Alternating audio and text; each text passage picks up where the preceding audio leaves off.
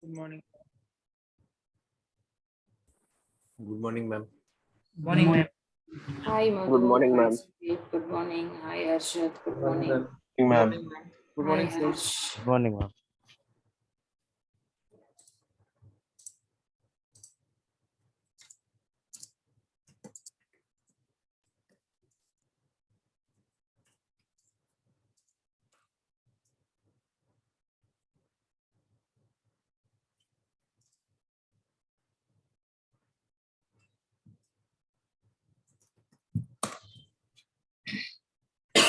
Hello, good morning, all learners. Let's go with the attendance.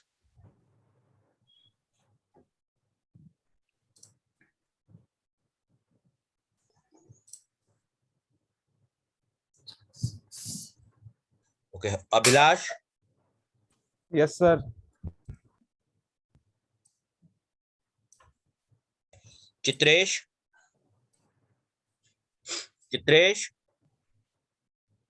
Mark him absent. Harshad, Present, sir. Jitesh, Present, sir. Joel, Present, sir. Kalapala,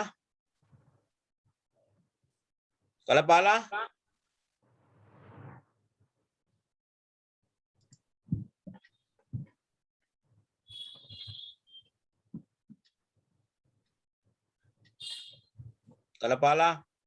No, he's not there in the session. Mark him as absent and we need to discuss about the guy. Okay, ma'am. Khuddus, Present, sir.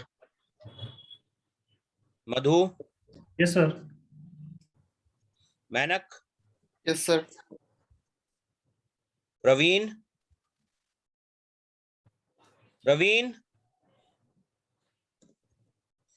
Ramya,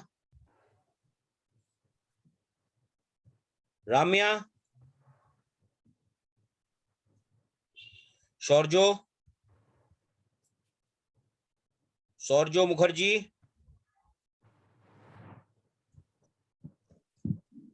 Shubham Tiwari, Sudeep, Present, sir. Sukrit, Yes, sir. Swapnil, Yes, sir. Tejas, Present, sir. Vaishnavi, Present, sir. Vivek Kumar, Yes, sir. Nikhil, Present, sir. Sagar, Yes, sir. Roshan,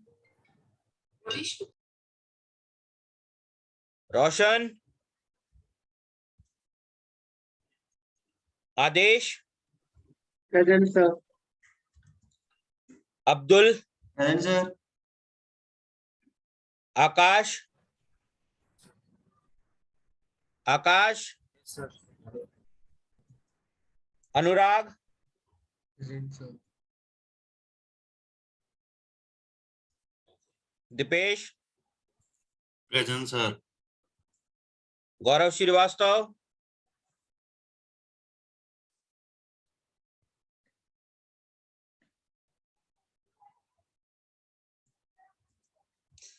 Kashinath, Yes, sir. Prashant, Present, sir. Rushikesh, Present, sir. Shivani, Present, sir. Shubham Kumar,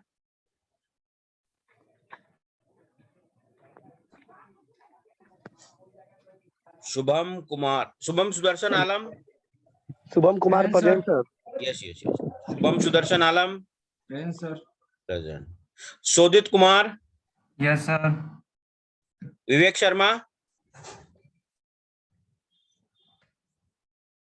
Sharma, Harsh Singh, Present, sir. Siddharth Mishra, Present, sir. Jayashri. Present, sir. Okay. Now I'm going to say one more time the names who are absent. Chitresh. Chitresh. Kalapala.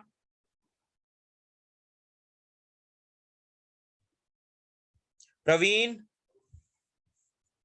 Praveen. Ramya. Ramya. Shorjo Mukherjee. Shorjo. Shubham Tiwari. Shubham Tiwari. Roshan. Roshan.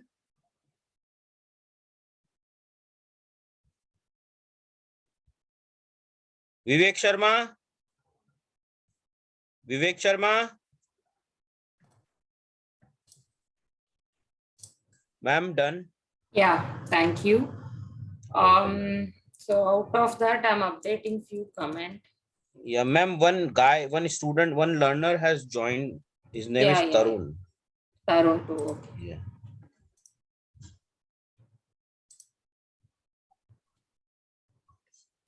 Hi, Tarun. Please update his name in our attendance list. Yes, ma'am. And out of this, two of them anyway will not continue. They are requested for transfer, and Roshan alone will join. Others, you please check with the Slack. So Roshan will join for today Yes, ma'am. around 9:30. But check with.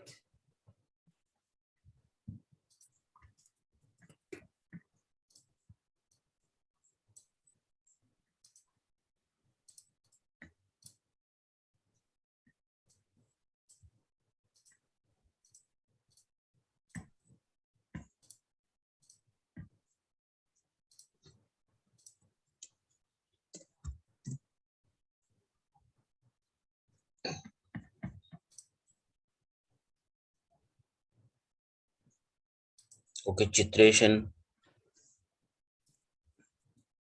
Shorjo transfer.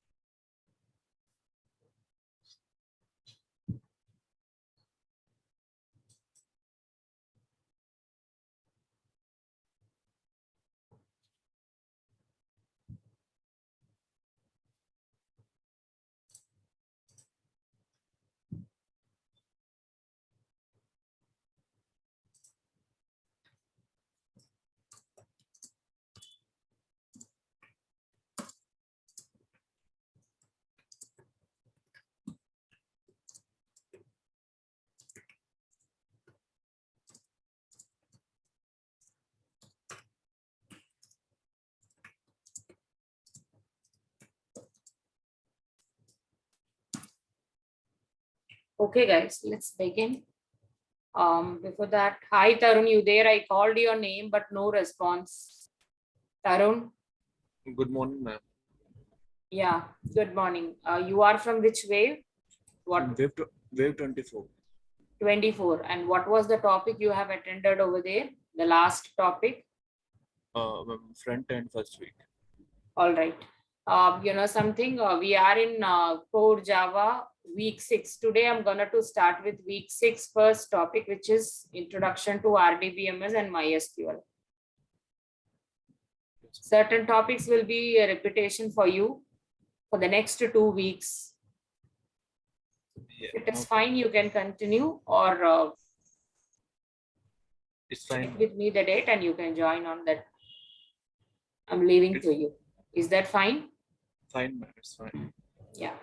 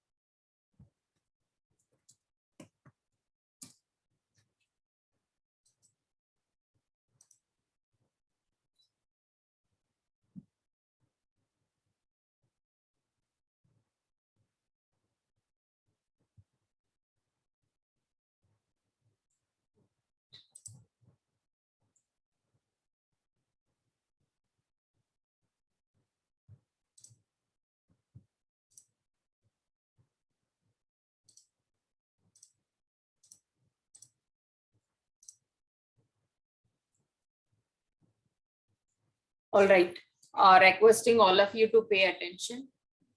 So please pass your work. As we all know, today is the first day of course 6, which is MySQL and RDBMS. Yeah, you know, few of your project presentation is pending. We will have it in the afternoon. So please pass your work, requesting all of you to come to Zoom. So course 6 is about RDBMS. Under RDBMS, we are going to explore MySQL package followed with JDBC. Connecting with your Java with MySQL package. Let's get into, maybe these terms are new to you all. And those pending project presentation, we will have it in the afternoon. This is how I have planned my day.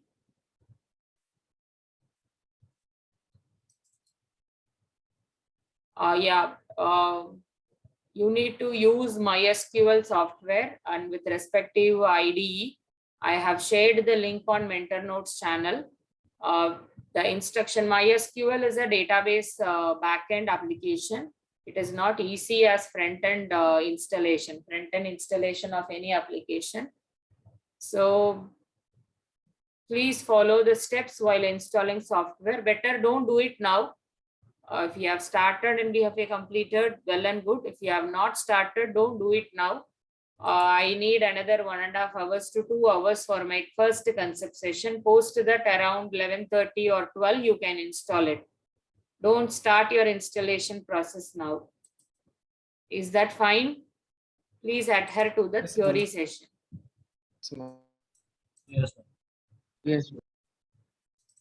Don't do any installation. Installation of backend applications is quite complex.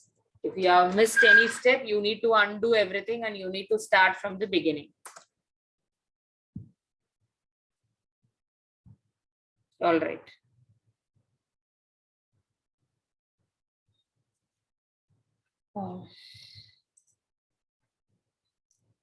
So we are in course 6, Relational Database Management System Concept and SQL. One of the interesting topic, my favorite topic too, database connectivity. So we have 7 sprints. So today we will start with the first sprint, which is designing database using ER diagram and applying normalization, the process involved in your RDBMS. Let's begin the session. Any query, any doubts?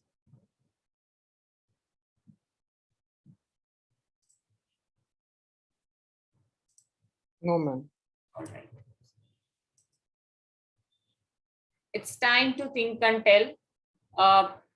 Not only today, so every day I used to relate and I want you to think and connect with the real world application, because nothing is artificial. You can relate. We are in application development. We are with applications, various types of applications. So today also, from today's this entire course topic also, you can relate with real world applications. It's time to think and tell. When you register yourself to any website for the first time, what happens to the data that you enter? And this is not something imaginary.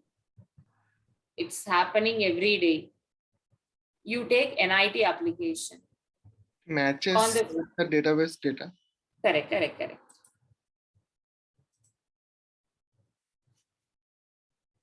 So listen. So come out from learning or direct student point of view to application development. I want you to do this with every topic. See, you take NIIT.com. So in this web application, you remember a month back or 2 months back, you have provided all your data to do a registration process or just an inquiry process where you have entered your name, For sure, your email ID and your mobile number. So later at the time of registering the course, you may enter more academic details and more information about you.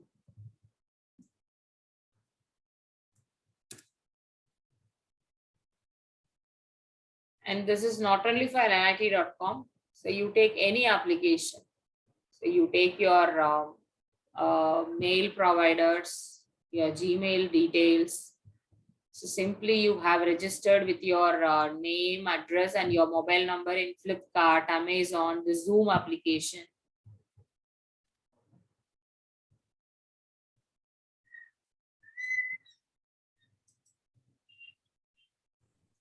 And some days back, when I'm starting file system, I have mentioned the term called as permanent storage of data. You remember this?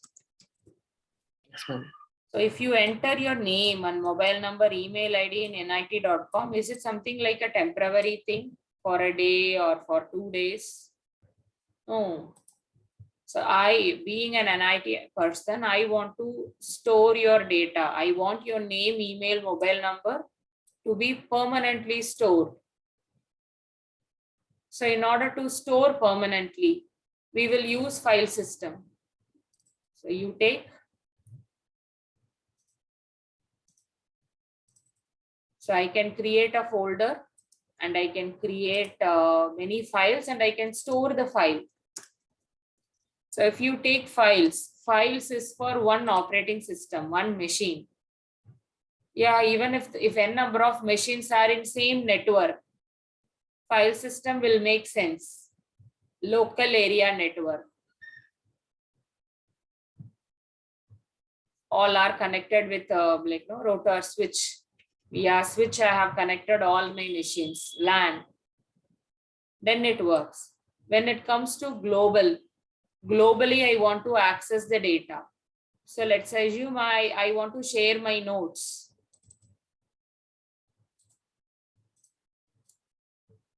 So I've created notes and I want to share these notes.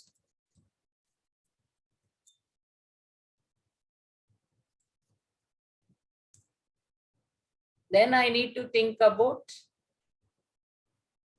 WAN, wide area network, and via internet protocols. And this data I need to be stored permanently and I need to be given access rights to n number of users. We have certain restrictions with file system. So if I want to handle the data, listen carefully.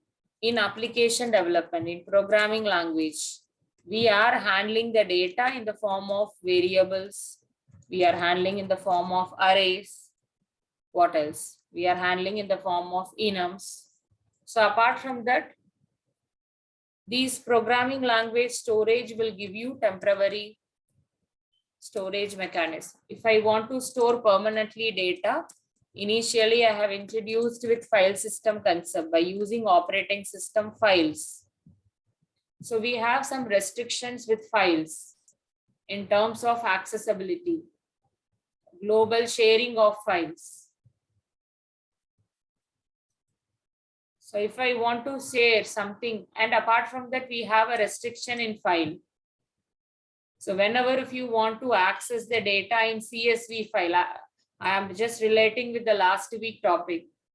I have to follow all those file system mechanism, reading the file, converting the file. Can I store some 1000 record in file? Is it efficient to handle some 1000 record or 10,000 record in files? No, ma'am. In CSV file, in report file, it's very difficult for us to handle 1000 record. From 1000, if I want to retrieve the record based on my requirement, condition gets matched, it's not efficient. So in order to overcome the drawbacks of files, we have a powerful data storage system called as DBMS, database.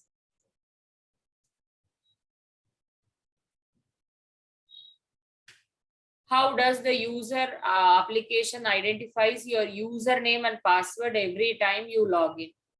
So the first time you will register, when you register, the data will be stored.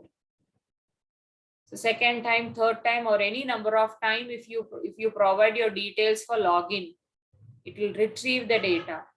And the storage of data, retrieval of data happens within a place called as database. So when I do a register, so I'll provide all my details. These details will be stored. Something called as database. When I do a login, data will be retrieved.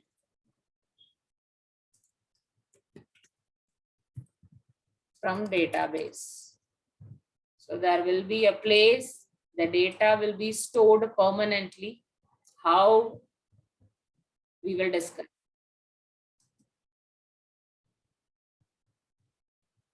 So one another way of permanent storage of data happens with the help of database. I will store the data in the database for the first time, and I'll be retrieving the data from database any number of times.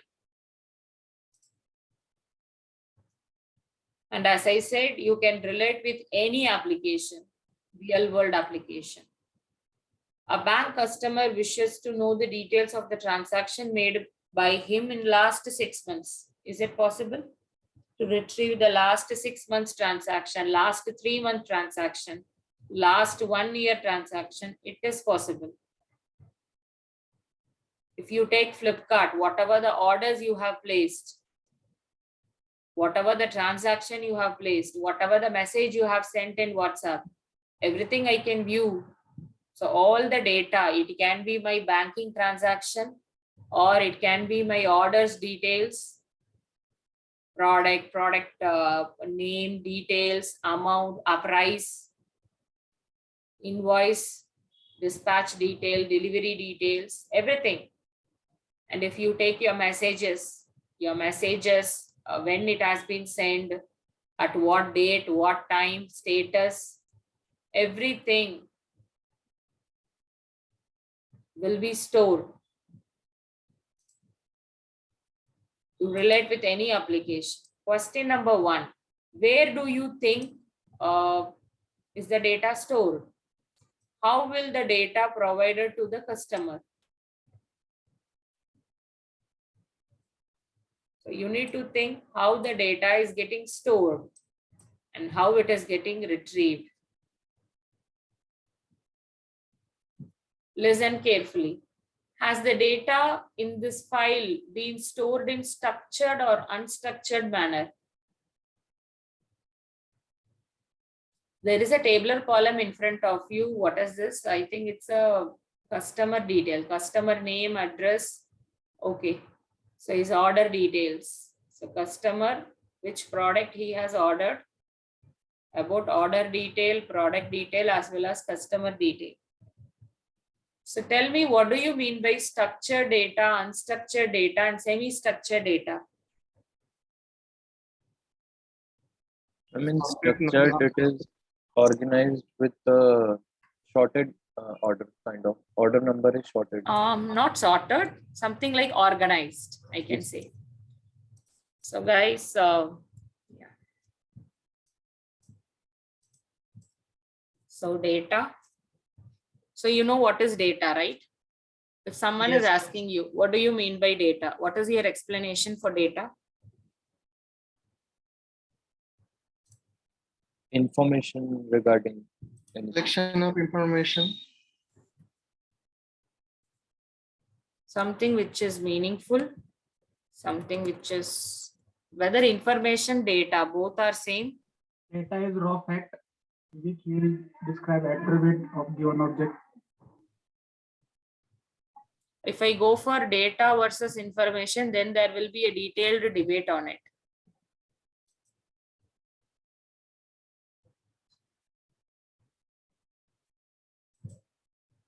So I'm just mentioning the word, right? If you have, after some time, try to analysis on this word.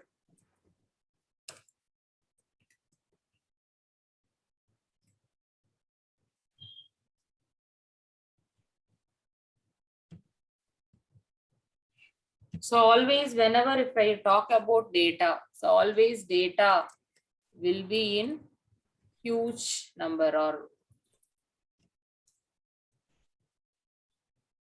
in high volume. So data will be always in huge. So if I collect all your name, mobile number, email ID, address, your academic background, so simply I can say those are all called as raw data. Anything can I use with raw data? So with all your name, mobile number, I can store the data. So those raw data, according to the application development, I need to convert into useful information. So putting that in a form of tabular column by arranging with proper header followed with all the values. Structuring of data. Or let's say I'm gonna to do an application for storing all your details, and I want to do analysis how many of you belongs to this particular department, how many of you are having IT background, non-IT background. So how many of the student falls under 2021 passed out, 2020 passed out, 2019 passed out. If I convert my raw data into such kind of useful information. So converting the data and mentioning that these number of students belongs to IT background. These are all non-IT background, non-science background. So that comes under useful information. So simply we can say data is an information, but when you keen look into the term, both are slightly different. Got it?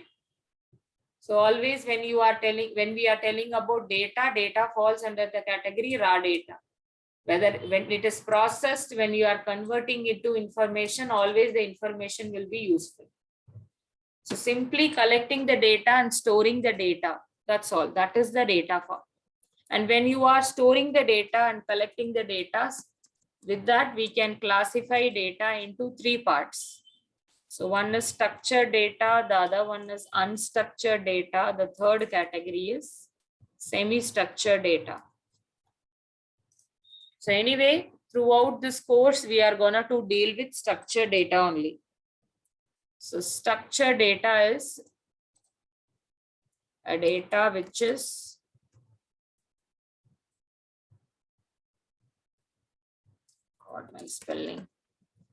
highly organized and neatly formatted.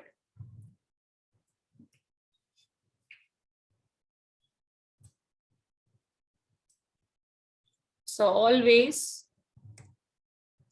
these types of data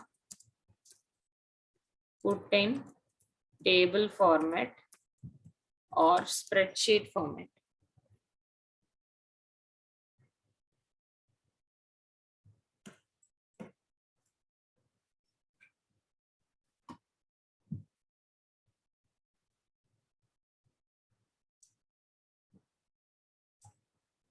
Unstructured data, which is not organized as name implicits or not properly formatted.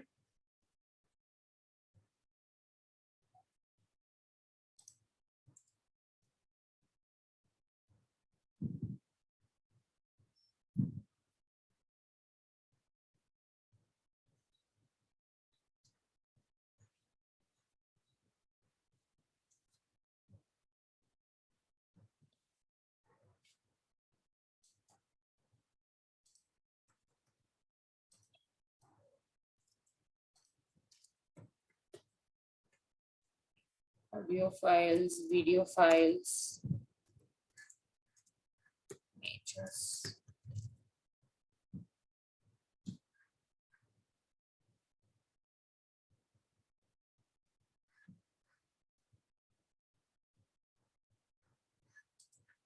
It is form of structured data, but not in tabular format.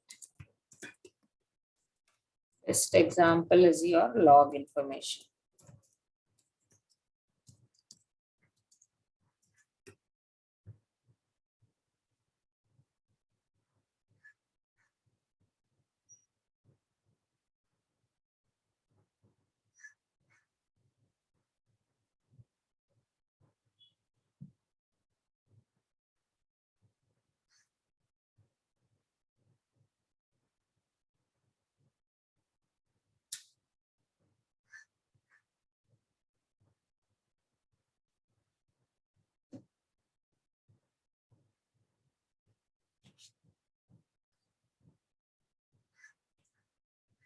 So as I said, throughout the week, we are gonna to deal with structured data.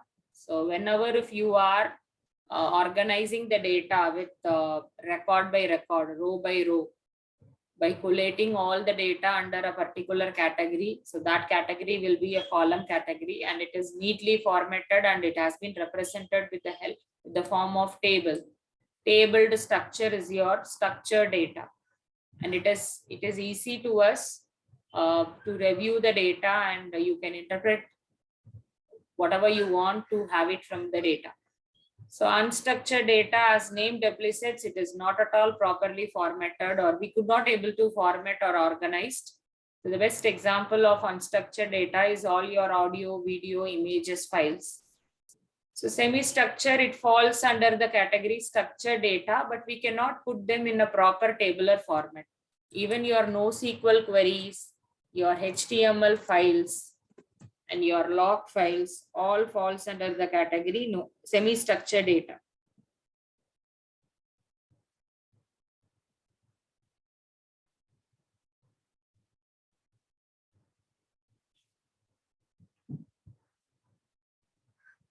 Excuse me, ma'am. Yes. I have a question. Yes, go ahead. We used to access music in a music application. There we search a song using certain keywords. So what will we say to that type of library? No, here we are not talking about anything which is related with our front-end application. When it comes to storage of data, how I'm going to store? Based on that, we are classifying. Yes, ma'am.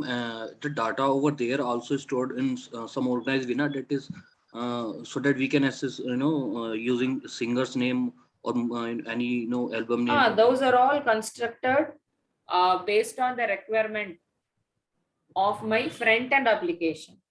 Here we are purely talking about the data format, the existence of data in the machine. Okay.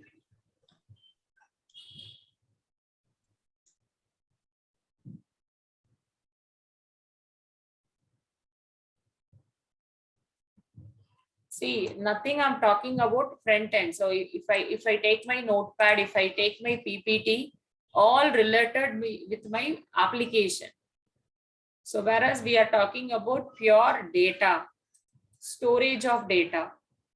If I store the data in the form of tabular column, textual Excel sheet, so that is structure. So whereas if I store my images, so those images, blob file, so binary object file in my machine will be in the form of unstructured. Nothing related with your front end.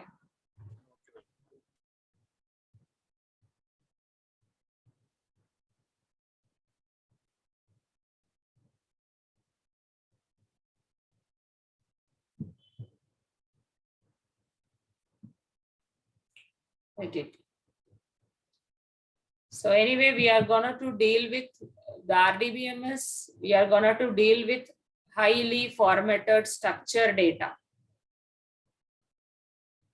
For others only, we are deriving a new form which is NoSQL. Big data, NoSQL. In this session, we are going to design database using ER diagram along with applying normalization. From ER, what is the full form of ER? Entity relationship. We'll explore a lot. So my introduction to you is, whenever we are dealing with any application, we need to store the data permanently. So one of the permanent storage we deals with file system. So we have some drawbacks of files in terms of storing the huge volume of data, security of data. Anyone can able to access file. So in order to apply overcome those drawbacks, we are introducing a database system called as DBMS. Under DBMS, we have so many models. One of the powerful model is RDBMS model. We started with storing the data. One is two ways. One is temporary storage. The other one is permanent storage. And in order to store permanently, we have file system. File system is having some drawbacks. So we are moving to a system called as DBMS. Let us explore DBMS. So what do you mean by the term database? Simple word. Where data stored? Very good. That's all. The place where I'm gonna to store the data is called as database. So if I store, for example, I can store everyday notes in my notepad. I can store in my Excel. I can store in my Excel Google spreadsheet, or I can store in the form of any report files. So likewise, in a computer, I'm defining a proper software with all the rules and regulations. The system which I'm defining with all the protocol, I'm storing the data. Such type of system is called as DBMS.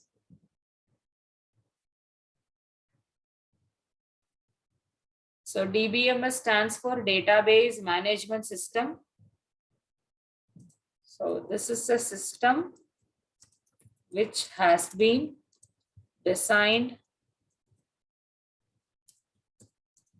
with all protocols of data storage in my computer. In a computer with all the rules, whatever the rules we want to exhibit when we are storing the data, with all the rules, if I want to use a computerized data storage, data keeping system, we can use a system called as DBMS. So we are going to use a computerized data storage system to store the data, to maintain the data, to manipulate the data.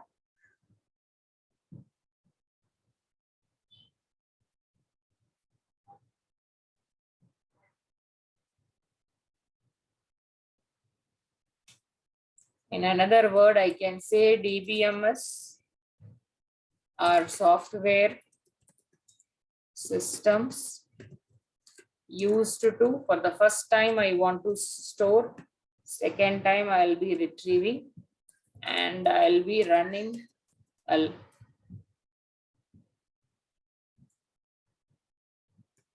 queries on data which I have stored.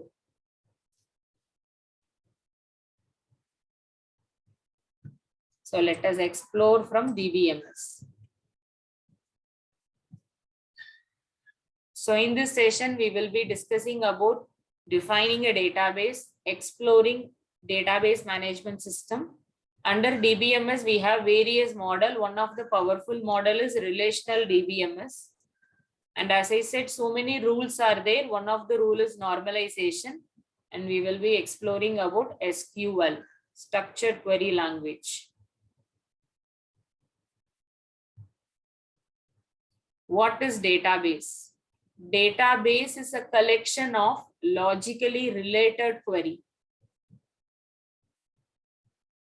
So if I want to store the data permanently in my machine, I will be using database. Always I will be having a database which is a collection of logically related query. Can I have a student database where I can have any other data to be stored? It's practically not possible. So whenever if I'm reserving any database for any data storage, it should be logically related each other. If I have some other which is not logically related, create with a new database. Please make a note of these points. So database is a collection of logically related data. Always it is used to search data to answer any queries. Whenever the user is requesting for any query, always database is used for searching the data.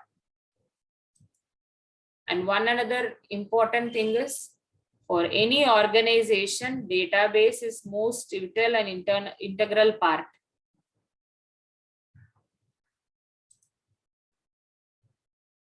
Being a developer, being a database developer, we should know how to efficiently design create and implement databases. So we are going to completely explore on relational database in this module. Please listen carefully. So database may be designed for processing, batch processing, real-time processing, or online processing.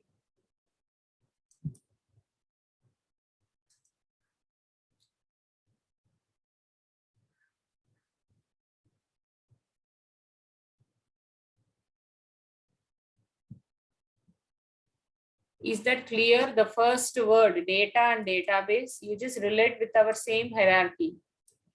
So you should know what is data. And you should know what is database. I'll be having a place where I'm going to store all the data. It's called as database. If the user is trying to search for anything, we are going to search in database only.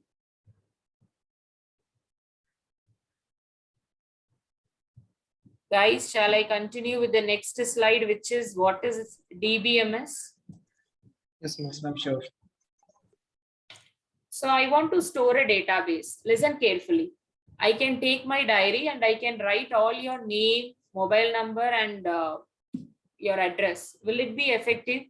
Taking a paper and writing all your data? Yes, of course it is effective till when I have less number of data. And when the data is not having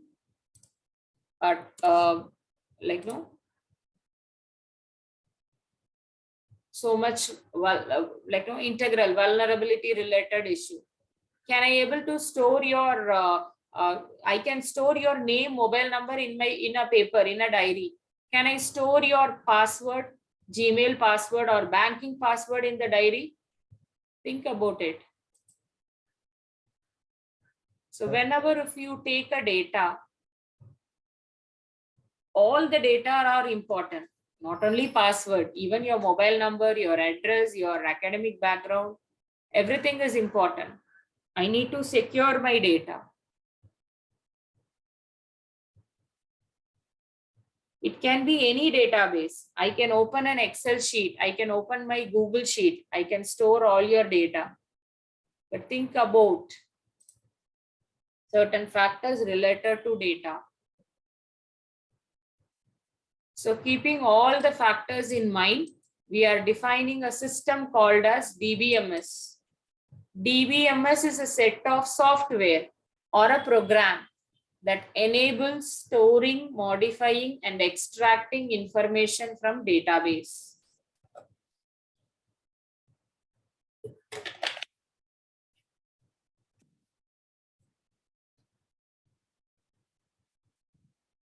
It also provides the user with the tool to do everything, to add, delete, access, modify, and analyze the data. A group can access the data by using query and other reporting tools, which is a part of DBMS. We can also use application program specifically written to access the data. I'll repeat again. Listen carefully. So in real world, I want to have a place to store my data. So even I can store the data in any of this, but these are all not effective. Think about certain points.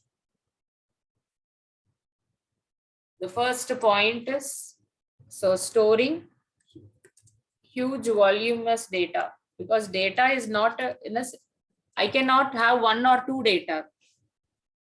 So if I take NIT students, there will be thousands and thousands of students. And again, if you take the second point, data security. So efficiently retrieving the data, accessing the data. And there should be a proper system where often it is required, I want to update the data. Is it possible to change your mobile number? To change mobile number or Yes, to change your password? We often will update the record. and it should be an efficient. And if it required, there will be some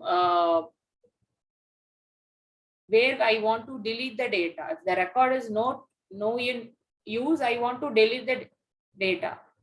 So is it effective in my notepad, paper, Excel, or any other data storage? No, we have some restrictions. So that is why we were moving to a system, a software. So with this software, I can able to store, I can able to modify, extract all the information from and to with the database. Point number 1 is clear. In a computer, how we have gaming software, how we have a calculator software, calendar software.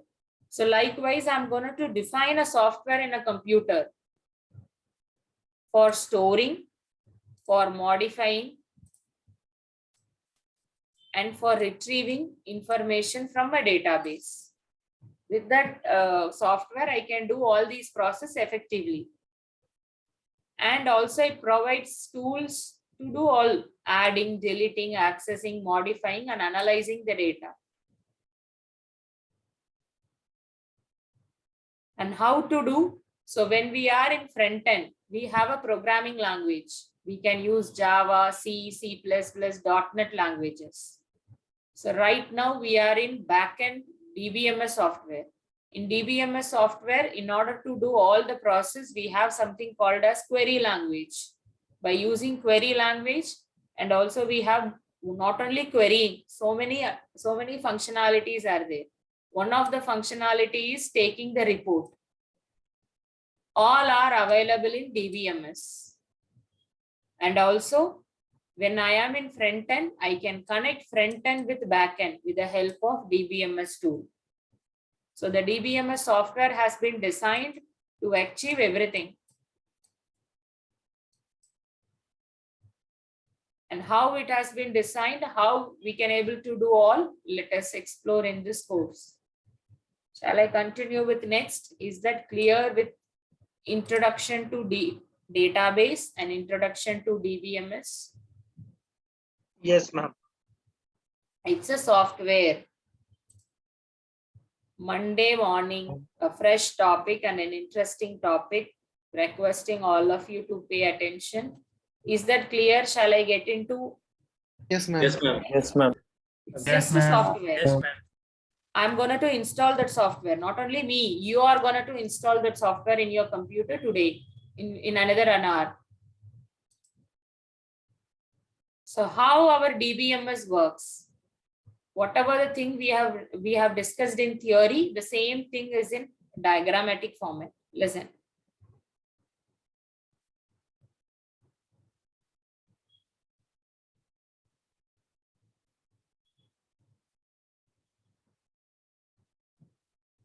So please look into the diagram from right to left precedence. So we will be with Flipkart.com, Facebook.com, NIT.com, Swiggy.com, any application. Your travel website, anything, ticket booking website, anything. Book My Show, Redbus. So we will be in front-end application. So I know these terms are new to you, but familiar with this term. Whenever the user, being a user, I will be connecting with an application. That application is called as front-end application, or it is called as UI, user interface. So with that software, an application which is based on business logic, I will communicate. So with the software, I will communicate. So let's assume today you want to book a ticket. You want to book a bus ticket. So you will open the software, which is front-end software via that UI. You will search for the data. On this Saturday date, you will put the date and you will search for the buses. Either being a user, we will store the data, we will retrieve the data, we will admin the data. I am not the admin here. If I am a customer, I am not an admin. There will be a separate person who is an admin of Redbus. Who will have admin? Who will have report? So querying functionality and security will be there. These are the functionality of DBMS. So when the user wants to retrieve the data, being a customer where I want to book a bus ticket, so what I will do data retrieval. And when I apply the date from to when I click submit, it will go to via my DBMS system. It's just a system. With this DBMS software, it will go to the appropriate database and the data will be retrieved and it will be displayed in my user's front end.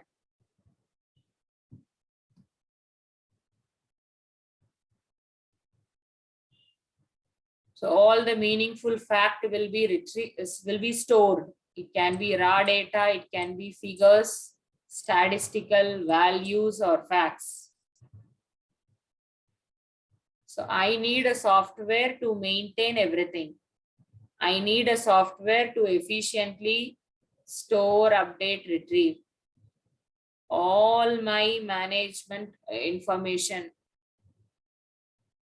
about all my DBMS will be stored here.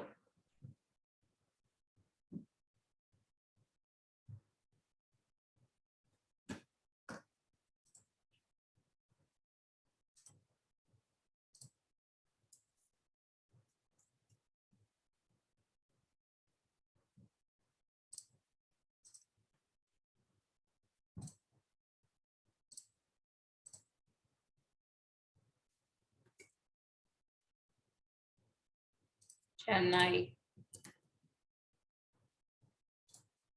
Bangalore. If I provide all the detail, we are in front end. When I click search bus, have you imagined what is happening? Guys, when the user is clicking search buses, this is my front end. So front end will connect to my DBMS system. DBMS will communicate with my database. Database is a place where it stores all my information. Here it is bus information. So that will be retrieved and it will be stored. Whatever the data stored, it will be retrieved and it will be displayed in my front end. In the user interface, attractive format.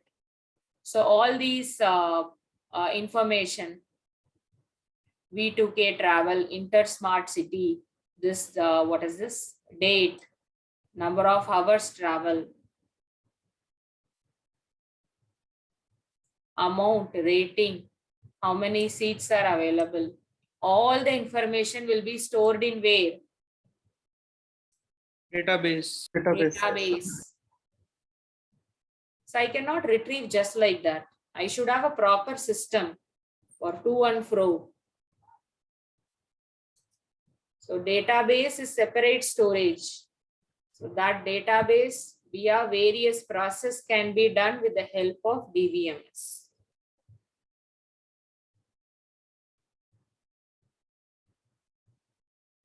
So in DBMS, we have various models.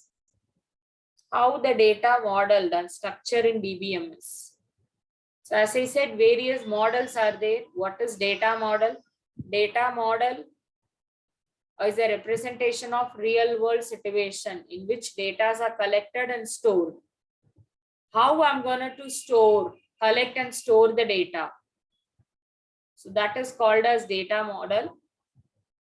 So we have various data flow and logical models. So how I'm going to collect and store the data. Based on that, we have various models. There were two types of model. One is logical model, the other one is record-based model.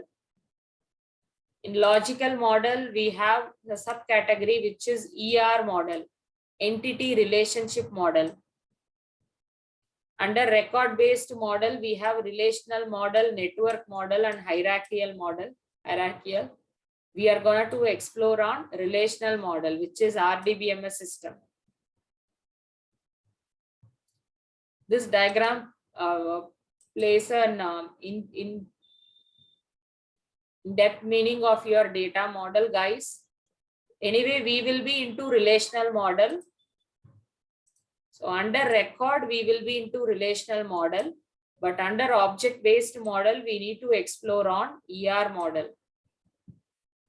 I'll repeat again. So how I'm gonna to store the data, in which way I'm gonna to arrange the data. Based on that, we have logical based model. Under that, we have entity and relationship. Record is nothing but my actual data. So all my bus information, travels name, from departure to from where it is starting, where it is destination, its rating, price, number of seats available, all were my record. How I'm gonna to store and retrieve the record? Based on that, we have relational model. So how I'm gonna to construct this object, you can relate it with your real world object. So again, I'm repeating. So how I'm gonna to model? So that we can duplicate with the help of object based. And how I'm gonna to store all the records? That is with the help of relational. Relational is nothing but the word relation represents table in the form of rows and columns. Column will be the header, rows will be the records. Network model, the data will be represented. Data and the relationship will be represented in the form of records, links. Hierarchical model will be represented in the form of links, tree-like structure. We are not going to use link, edges, and tree. We are going to use tabular format.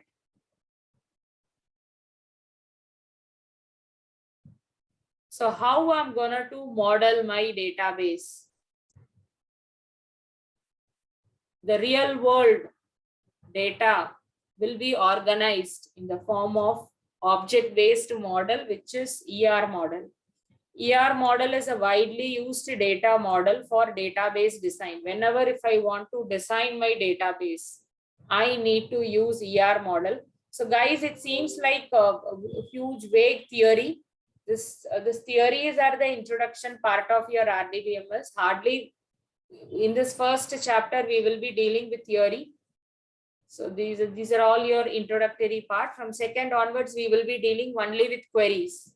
But you need to have a clear knowledge about these theory. Then only you can able to implement in practical. So listen carefully. So ER model. ER stands for entity. The word entity is not new to you. If the word entity is in front of you, so what do you mean by the word entity? And the word I have already used in object-oriented programming.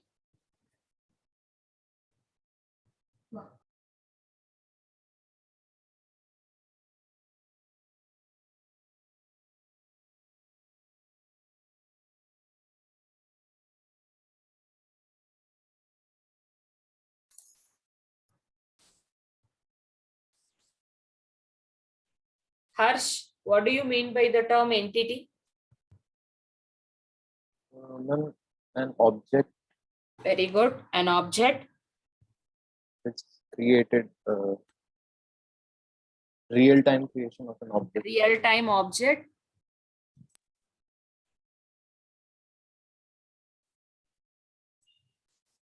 Guys, again, I'm telling you, so don't feel it's a vague theory topic. No. What is my question? Yeah, my question is an entity. What is an entity? Entity can be an object, or entity can be a person, a place,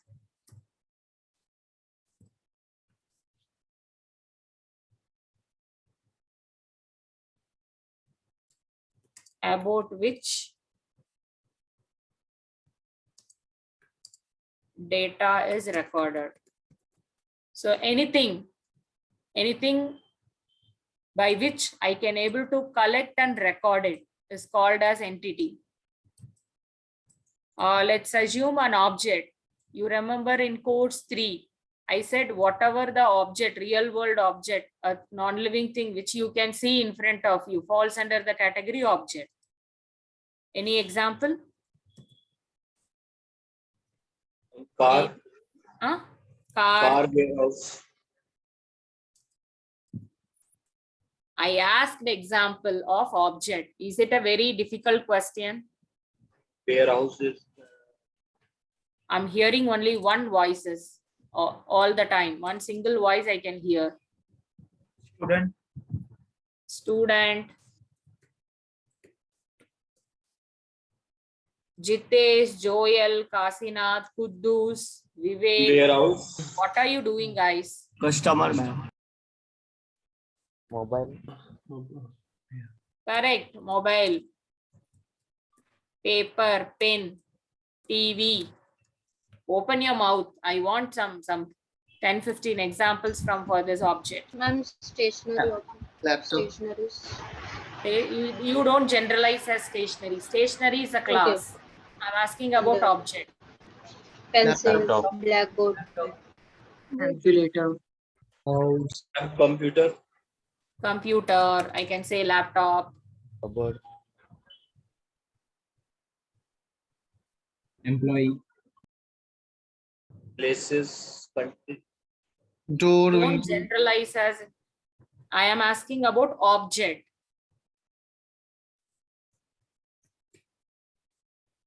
So let's say I have let's say I have a polo car in front of me. I have Adesh. Adesh is a student object. yes, So Hasib as a customer of Flipkart. So I have my iPhone 11 mobile. Particular object. Continue with the example. I'm asking about example for object. Madhu, Rusikesh, Shubham, Sodit. Yes, Joel, what did you say? My table. I am very specific on object example. Tree object, animal object. Apple, fruit. Okay. I have an apple on next to me on the plate, which is an example of object. Headphone, earphone.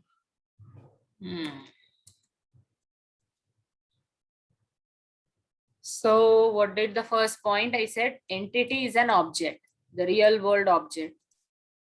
A place. I can say Bangalore or about the person. So let's say I can take Harshat. I can take Vivek. Let it be. These are all various examples. Listen carefully. Listen. What is my third point under entity? An entity, a place, or a person about which data can be recorded. Can I able to record the data with all these examples? Yes, ma'am. Yes, ma'am. Yes, ma'am. So let's take a polo car. What are all the data I can able to record with car?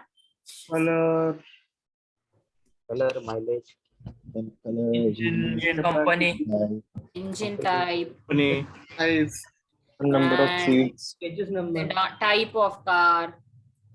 Component. You take Adesh, student.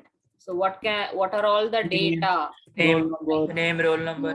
Roll number, Height, weight. name, address, address, Contact. Email ID. mobile number, mark, email ID. So wait. So likewise, so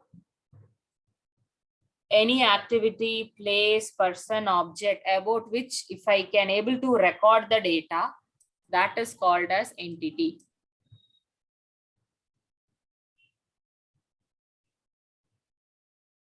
Fine.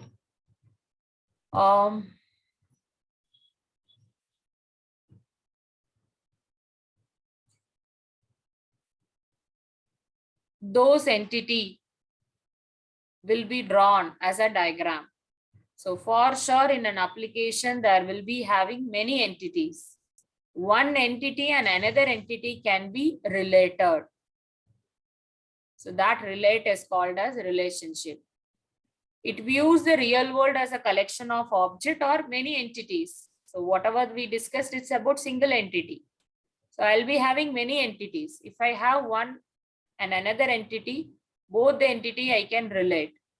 The relationship among them is called as, sitting in the form of diagram is called as ER diagram or called as ER model.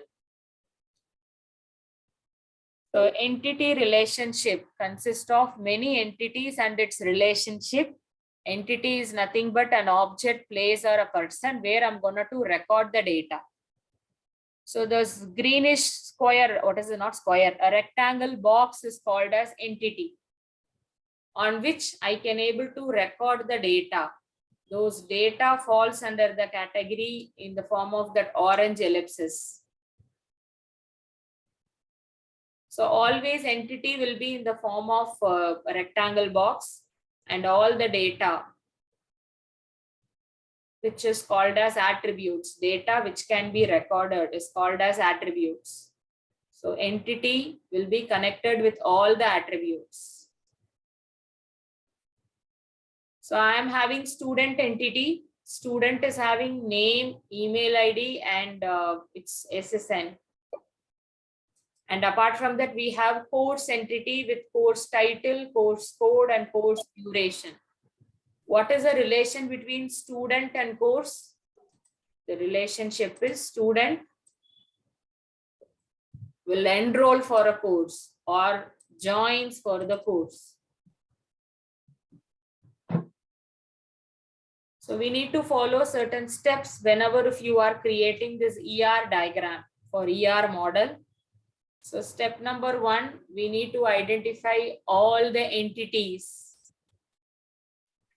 So you need to draw in the form of rectangle box, and you need to identify all the attributes. And one entity and another entity will be related with relationship. So draw the diagram, review it, and confirm it. So there is an interactive demo for drawing an ER diagram. An organization has 2 types of employee, salaried employee and daily wages employee. Both the employee are having same type of property, which has employee code, employee name, employee address. And this example is not new to you all. However, the salaried employee is having additional property like basic salary, allowances, and HRA. And the daily wage is having daily income and his overtime. We want to draw the ER diagram. Alvi? Yes, ma'am. Yes, ma'am.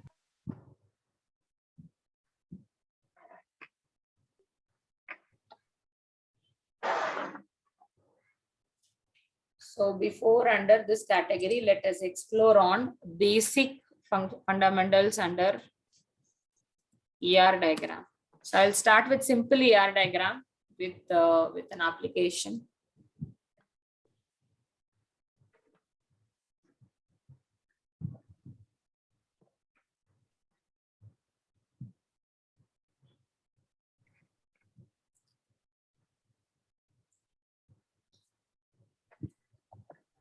What can I take?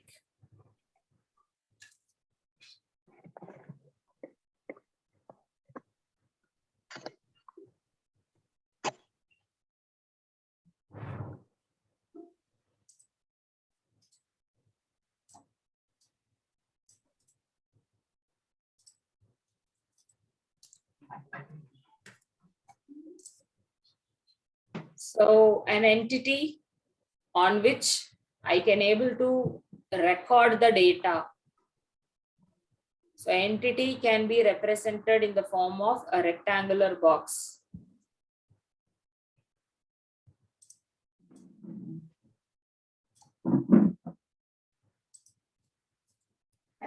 So what are all the data I can able to record with my employee entity?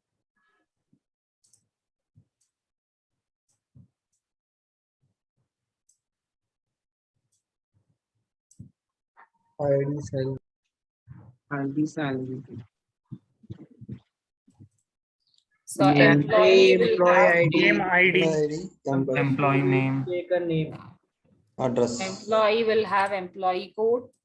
Employee will have employee name. Employee address. So employee will have address. Mobile number. Salary, EMT salary. Salary. Salary. Yeah. So employee will have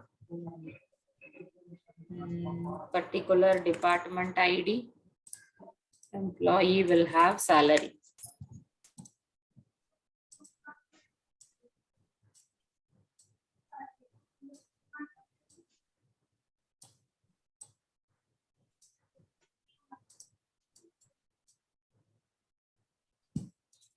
So one entity will have any number of attributes. So employee is called as entity, and these are all called as attributes.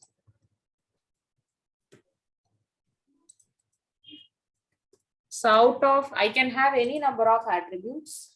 So out of these 5 attributes, so one attribute is called as key attribute or primary attribute, on which I can able to refer an employee. In future, we used to call with the term primary key. So out of 5 attribute, so one attribute is a prime attribute or primary key or key attribute. You can call it as key attribute, on which I can able to refer my employee details. So 2 or 3 employee can have same name. So 2 or many employees will be under one department. So by using a unique attribute, I can able to represent an employee record, which is called as prime attribute or key attribute. In diagrammatic format, key attribute alone will be underlined. So which is entity? So for sure, when you are drawing for any organization, there will be many entity. Can you tell me what are all the entities for organization? Think and answer me. Let's assume we are all working in an organization. So what are all the entities can be recorded for organization? Organization name. What? I didn't hear it. Organization will have a name. It will have employees. It will have Different departments. it will have a net Okay. worth. What else? Positions. What? Position. Organization will have Like department. manager, engineer, and Designation. GST. Will have departments. So you said designation. What else? Those are all attributes. I'm asking about entity of an organization. GST. Department. organization branches. name of the organization. Name of the organization. That is also an attribute. Ma'am, branches. Ma'am, employee. Employee we already recorded. Address. Other than employee. Ma'am, department. All right. I'll take department. Tell me few more.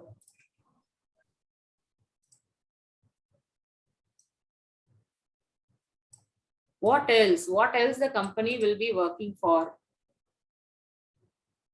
Clients. Huh? Clients. Directors. Clients. Managers. Managers, directors, all falls under employees. Industry is the Infrastructure, man.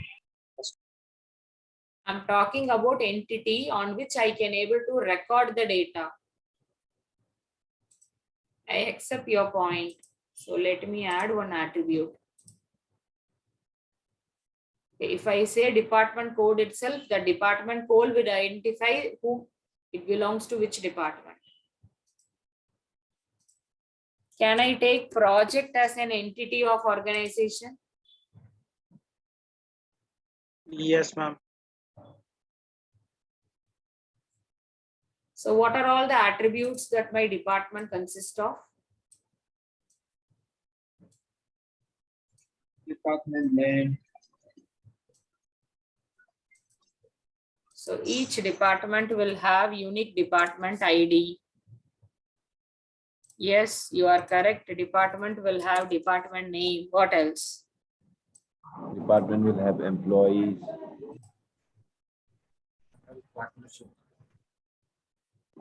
Perhaps an aim. A motto or source. Nothing is reaching to my ears clearly. And is it anything like a sin? Coming on unmute and going on after spelling the word, you are going on mute. Is it required? If each and every sentence, if I go on mute, will it be fine? You complete the sentence and ensure that the word reaches to me. Then you go on a mute. You're not doing anything crime or sign on being on unmute. Actually, we want all of you to be on unmute. So maybe if everyone on unmute, you may some or other have some background noise. I'm not sure everybody will be on a separate room. So that is why we want you all to be on mute. But all the time on mute is I don't know what to say. Tell me what are all the data I can able to record with on department. How about an aim? Number of AIM. employees. Number of employees, it's okay, but think about more important data related to department. What the work? Department type. Department's target regarding that. Net worth. How come net worth will come under department?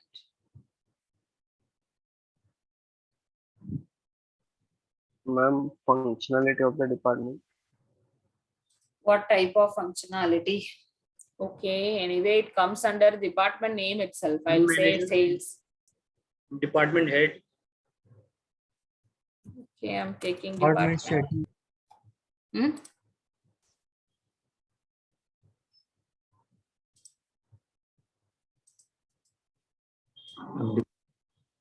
Department can have sub-departments. Think. Location.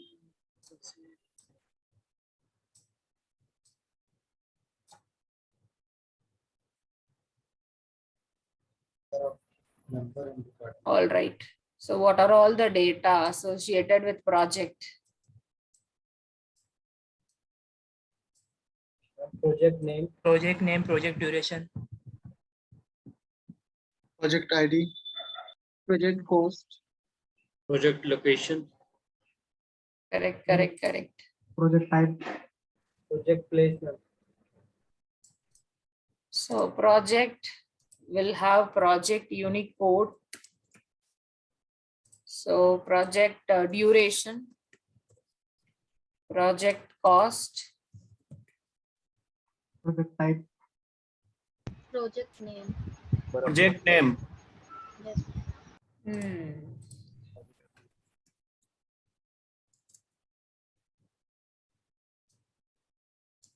So out of which you need to identify prime attribute and you need to underline. Yeah. So imagine in an organization, there were three entities: employee, department, and project.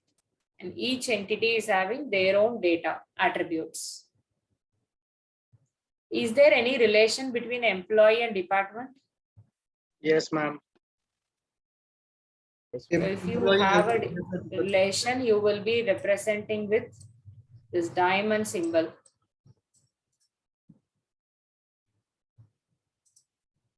It's an English word. Oh my God.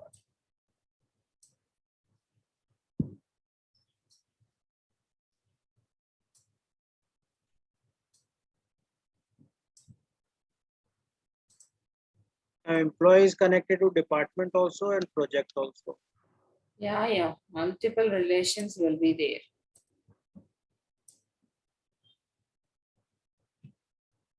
there. So what way employee is related with department? Department has employee. The employee comes under a sort of department. Yeah, employee belongs to any of the department. An employee will be working on any project. So belongs to working, it's a regular English term. So which comes under the category relationship. So whenever if you are under object-based model, logical model, we need to identify entities of application. And entities you have to draw, and each entity you have to collect the attribute. And whenever if you have many entities, for sure entities will have a relationship. You need to identify entity and you have to relate it. So now let's get into the conceptual interactive demo. So further to employee, they are telling that they are categorizing into two, salaried and daily. So employees will have some common, like employee code name. Salaried employee will have basic allowances and HR. The other employee will have daily income and overtime.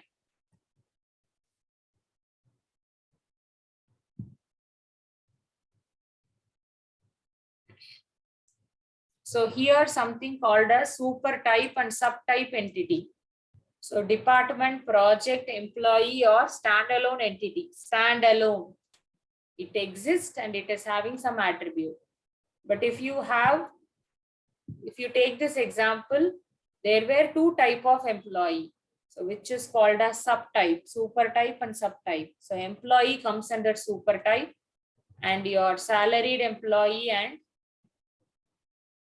daily wages employee comes under the category subtype. So if you want to draw, let me draw those super type and subtype.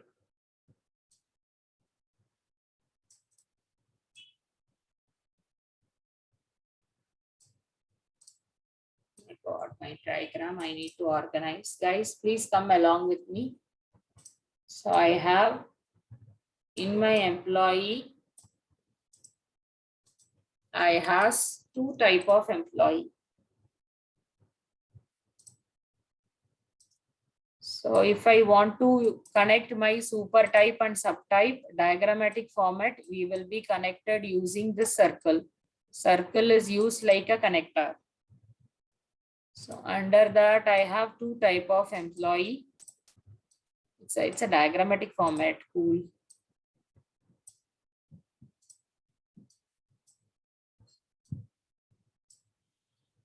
So one is salaried employee, and it's very important. Whenever if you are representing a regular entity, super type entity, you can represent with one rectangle box. Whenever if you are representing a subtype, you need to use double rectangle box. So employee in an organization, whatever the organization you are developing a project.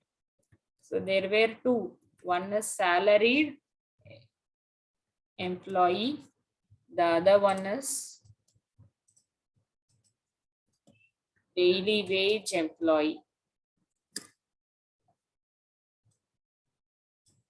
So both salaried employee and daily wage employee will have employee code, name, address, department code and salary. Whereas salaried employee will be having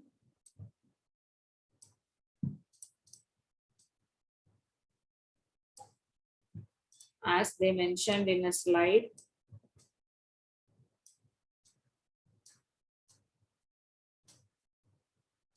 So they will be having basic salary, PF, allowances.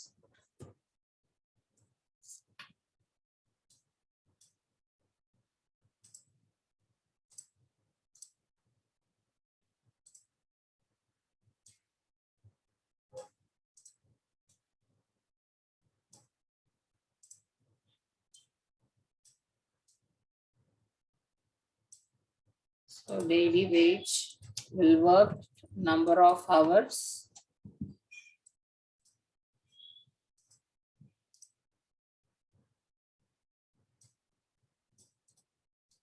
followed with overtime. Daily income.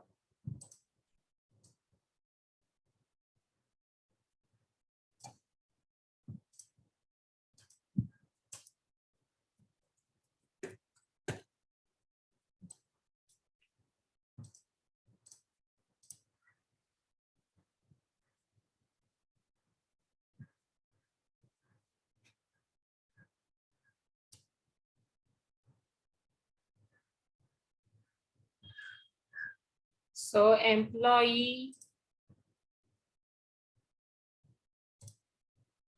comes under the category independent entity,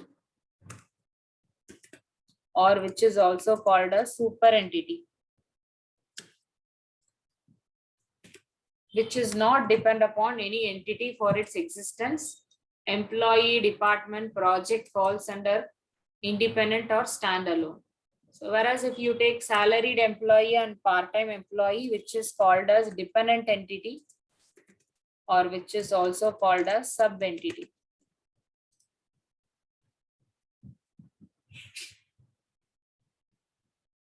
So this is, I can say, an ER diagram. This left-hand side is an ER diagram of the given conceptual demo. Whereas I just wanted to complete it with few more entities. So I added department and project. So entity will be represented with rectangle box. Attributes will be duplicits with ellipse. Underlined will be a key attribute, which is primary key. And relationship will be represented with this diamond symbol. And sub-dependent entity will be represented with double rectangle box. And connectors can be represented with circle.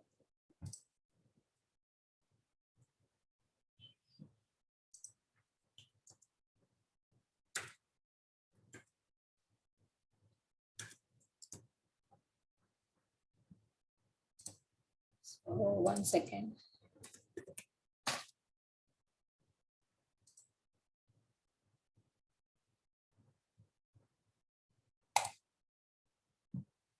Yeah. So entity, rectangle box, weak entity, relationship, many more are there. Just go ahead. Yeah. Entity, relationship, attribute, weak entity, relationship. So if I have multi-valued attribute, this also we will use often, guys. What do you mean by the term multi-valued attribute?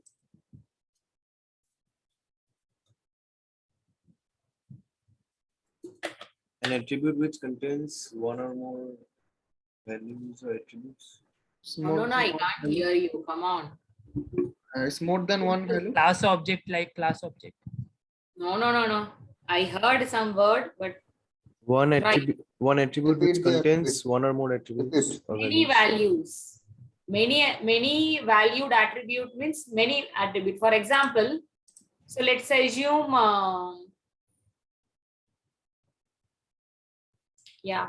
let's assume mobile number. Oh, mobile number I didn't mention. Huh? Okay, let's assume I have mentioned mobile number. Can one employee can have many mobile number?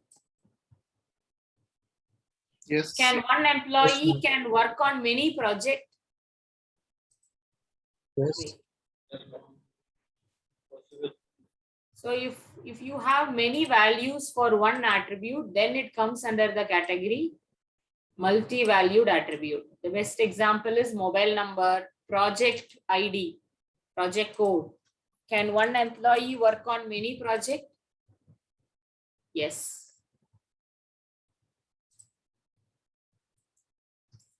And you know this key attribute and compose attributes, connection.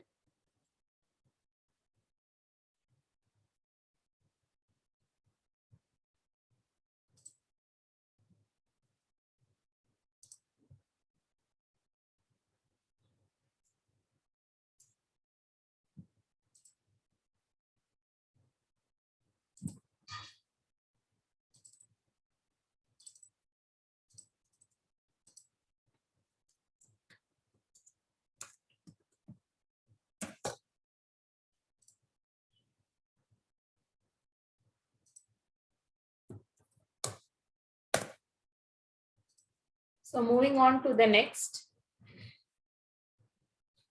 relationship. So there were, I can have entities, and one entity and another entity can be related. So there were three types of relationship I can establish to relate one entity with another entity, which is one-to-one relationship, many-to-one relationship, and many-to-many relationship. So if I have department and if I have department head, both are different entity. So one department will have one department head, which comes under the category one-to-one relationship. So one-to-one, one department will have one department head. Many students can register for one student. I'm sorry, here it is. I'm sorry, typo error. Guys, how they made? Here it is not, one second. Here it is not student.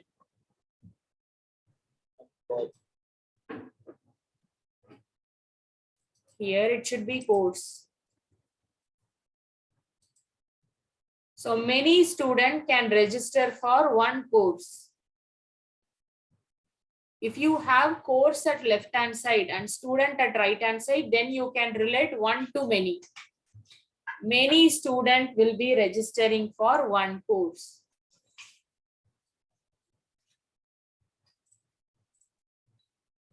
Tell me, what is the relation between employee and department? Every employee has One.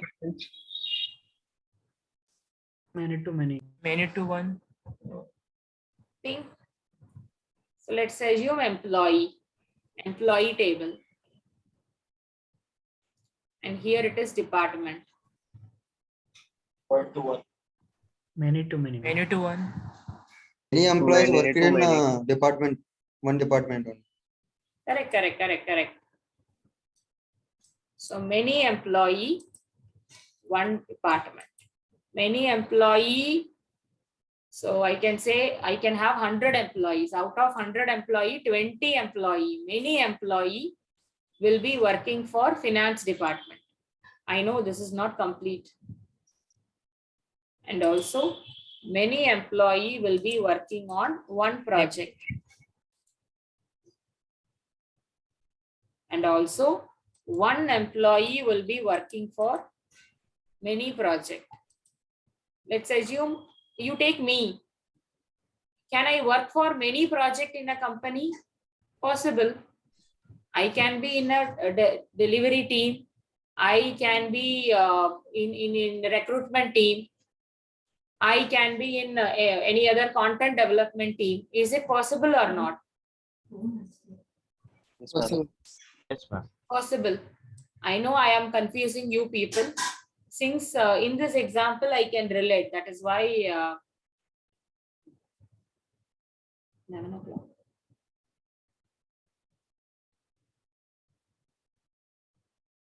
Listen carefully.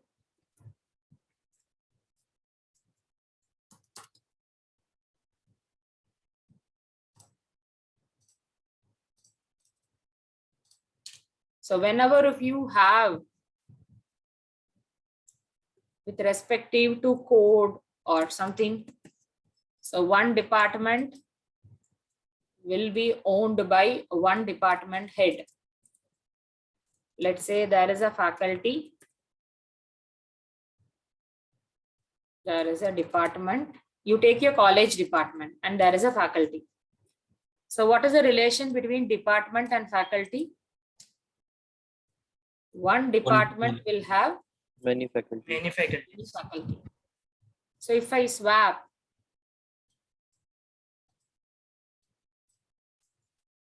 faculty and here it is department, so then I can relate. So many faculty will be working on one department. So likewise, student and course. Listen carefully. Student and course. So I know, listen carefully. This is a confusing part. Many students can enroll for one course. For example, you take all 35 of you enrolled for one course, which is PGP Java. So many students enrolled for one course. Also, if you take course and if you take student, one second. Listen carefully. Many students can enroll for one course. You 35 of you have enrolled for one course, which is PGP Java. Likewise, one student can enroll for many courses. So if you take Adesh, so Adesh can enroll for PGP Java. Also, he can enroll for data science. Also, he can enroll for networking or data analytics course. So one student, Adesh, is enrolled for PGP Java. He enrolled for data analytics. He enrolled for Python course. Is it possible or not? Yes, ma'am. Possible. So many students can enroll for one course. One student can enroll for many courses. If you have these type of relationship, then only we can establish many to many. So guys, many to many relationship will not come as such. Whenever it serves condition many to one and one to many, then you can establish a relation many to many between two entities. So if you take student and course, I cannot come to a conclusion directly like many to many. So only if it serves the condition many to one and one to many, then you can take this relationship. So now let us take our example. A faculty can work in different department. But how it is possible? You take your college. Ma'am, in our college, in mechanical department and civil department, there is a common subject called fluid mechanics. Okay, got it. But if you take, okay, I accepted one faculty will be there in mechanical as well as automobile or civil. But if you take his or her profile, is there will be multiple department, the faculty under multiple department? No, ma'am. No.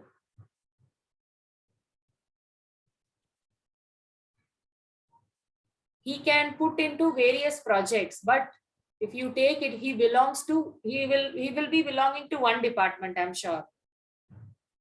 How can one faculty will be into two departments, even though they are handling subjects, but real world, they belongs to only one department. Same thing is applicable for project. So many employee will be working on one project and one employee will be working on many projects. So then we will come to this conclusion. You cannot come to a conclusion between employee and project directly. Only if it serves this condition, then you can take many to many. It is possible. So many employees working on, let's take NIT, content development team. So one employee If you take Hasib can be in content development team project. He can be in mentoring project. He can be in grooming, placement grooming project. He can also be in recruitment project. So once if we search the condition, then you can take many to many relationship.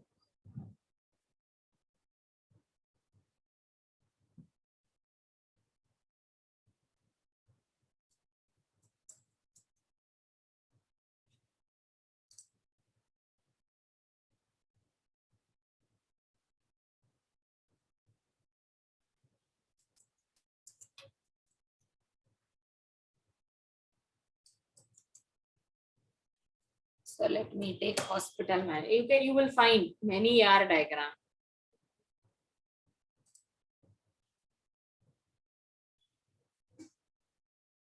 Whether the diagram is visible?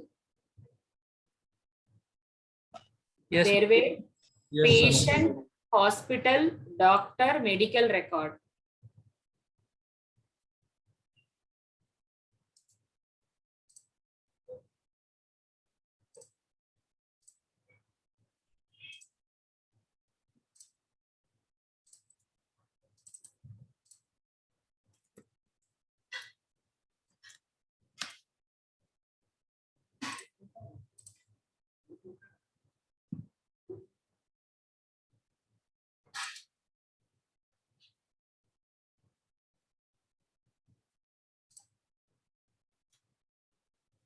So yeah, in diagrammatic format, they will represent with N. I missed this. So just for your understanding, I said we will use the term many M term, but when it comes to diagram, they will use this N only for relationship. Okay. Any discrepancy, you please tell me. So we have hospital, we have patient, we have medical record, and we have doctor. So patient will have patient ID, patient name, they have diagnosis and their address. Patient will be admitted. Relationship is admitted in hospital. Many patient, one hospital, because I'm creating an IR diagram for one hospital. Let's say BR hospital. So hospital will have hospital ID, name, address, and city. Patient has medical record. Hospital has doctor. One hospital has many doctors. Can you relate? One patient has many medical record. Guys, Yes, in diagrammatic form, they will use this N representation, not M.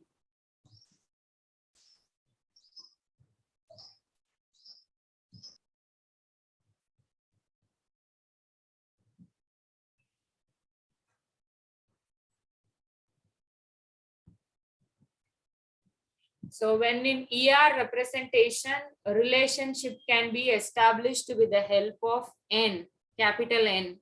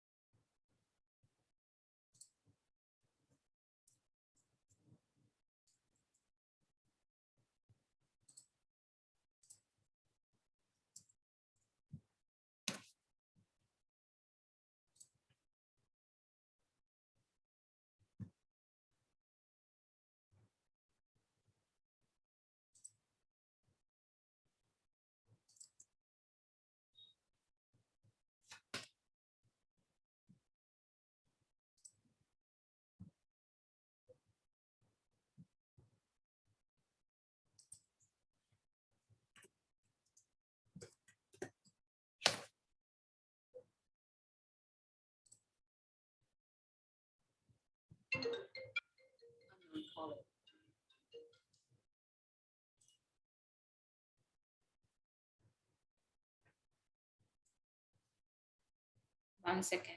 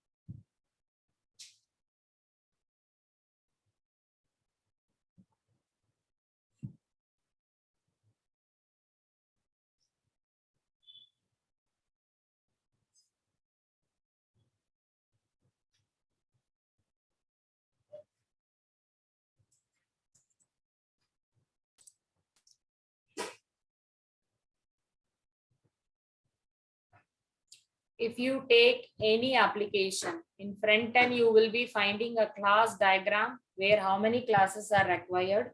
In backend, you will be finding your ER diagrams where entities will be drawn along with the attribute and relationship will be there. And whenever if you are having entity and relationship, relationships will be established with various types, one-to-one, one-to-many, and many-to-one. Diagrammatic format you will represent with capital N.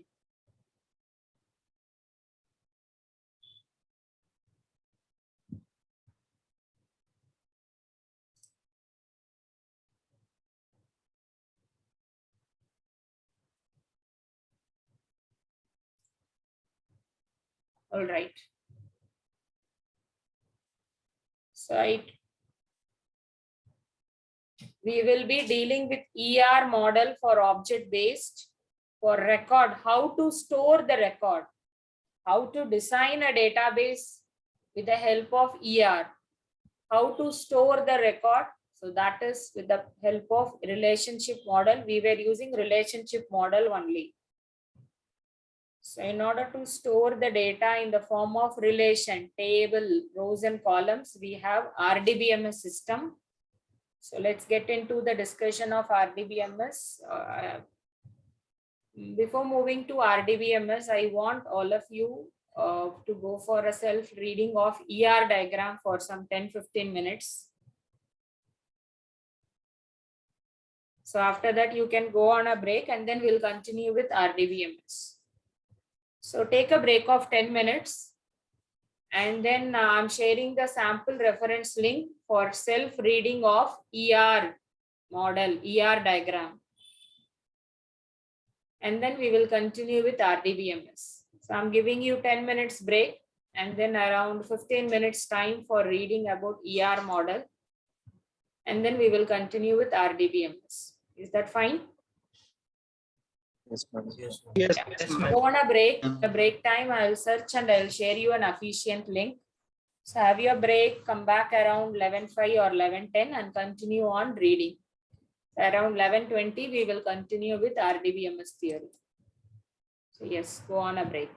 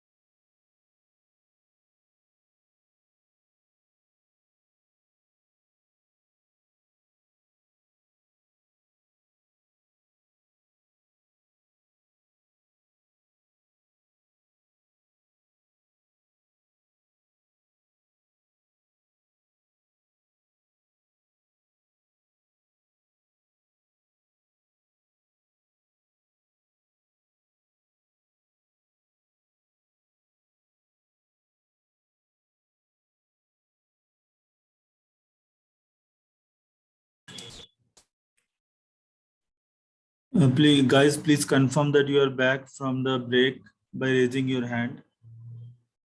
And those who have come back, please go to the link which has been shared in the mentor notes by Sangeeta ma'am for refer whatever is being covered till now. And while referring, if you have any doubt, let me know. Okay. Fine, guys. Am I audible? Yes, sir. Yes, sir. Go through the link and explore the RDBMS topic. And while exploring, if you have stuck anywhere, let us know. We'll help you out.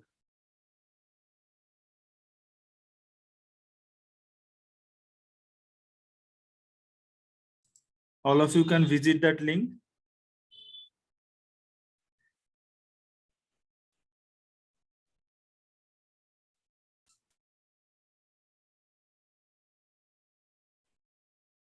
Another 10 minutes, just explore on the RDBMS topic.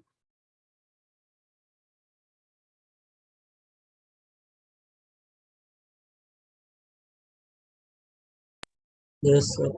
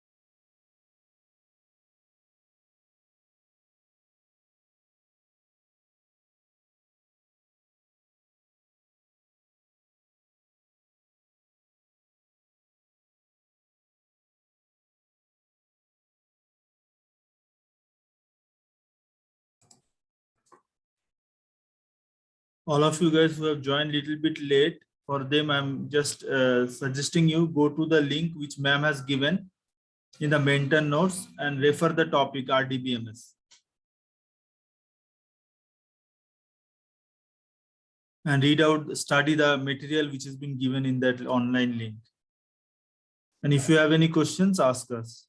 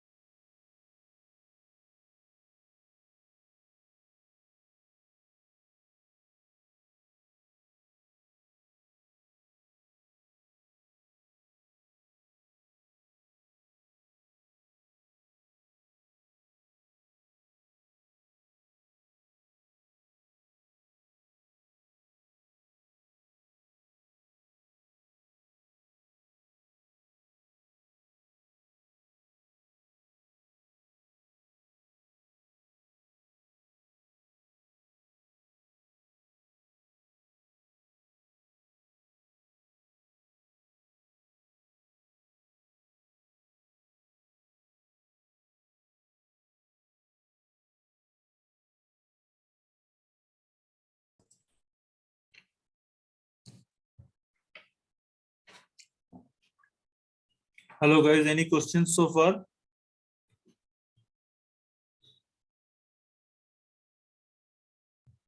No, sir.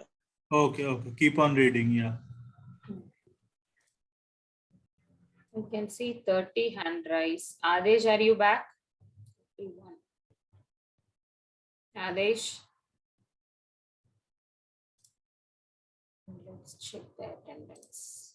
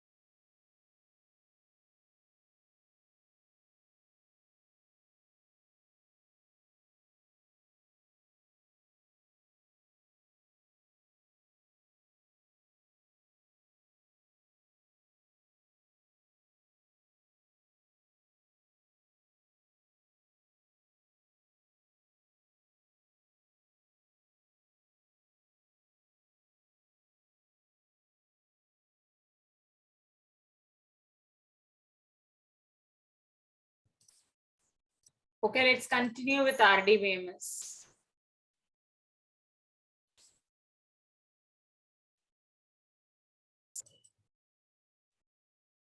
Any queries, any line you got struck, or you want explanation of any line which you have read? If anything is there, please let me know. So requesting all of you to come back to Zoom application. We will continue with the second part, which is introduction to RDBMS. Under DBMS, we have various models.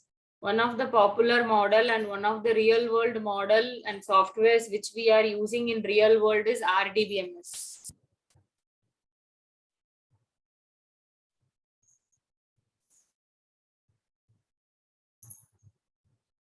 RDBMS is a DBMS in which relationships are maintained among different tables. There were various RDBMS softwares. So can you see the logos?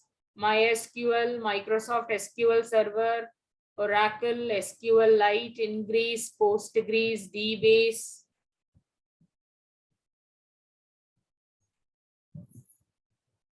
Yes, ma'am.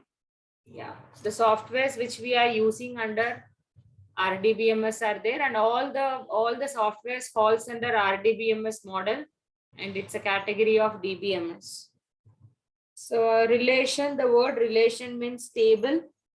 You will be having a database. In a database, you have a table with unique name. One database will have many tables. How tables are created? Create table. Okay, I'll come to the syntax of table creation, but why I want to draw an ER diagram? Once the entity relationship diagram is ready for an application, I can convert entity relationship diagram to tables. Each entity will be converted to table. So if I have employee, department, project, salaried and daily wage, all will be converted to table. So entity will be converted to a table. Entity name will be the table name, which should be unique. All the attributes will become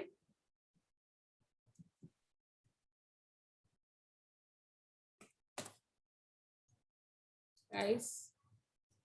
All the attributes will become. So let's assume we have, yes, employee table. So entity will become a table and attributes will become column names. Employee code, employee name, employee address, department ID, salary, and project code.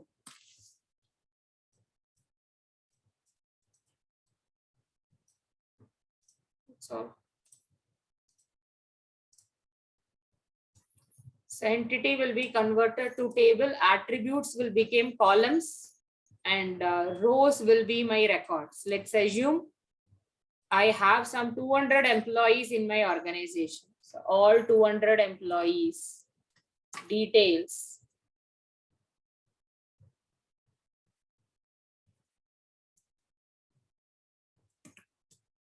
He belongs to 5 department, and he is assigned with not one project.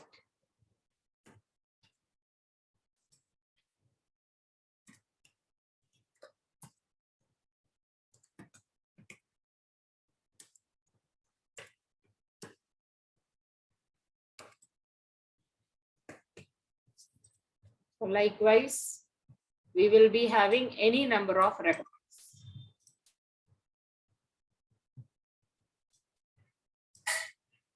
So likewise, you will be having employee table, you will be having department table, and you will be having project table.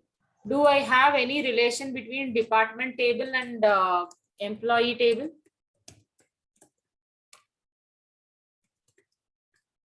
Department ID.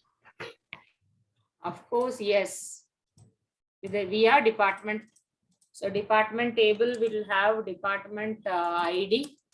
department Name. name, department head. So let's assume I have not one, not two, likewise not three.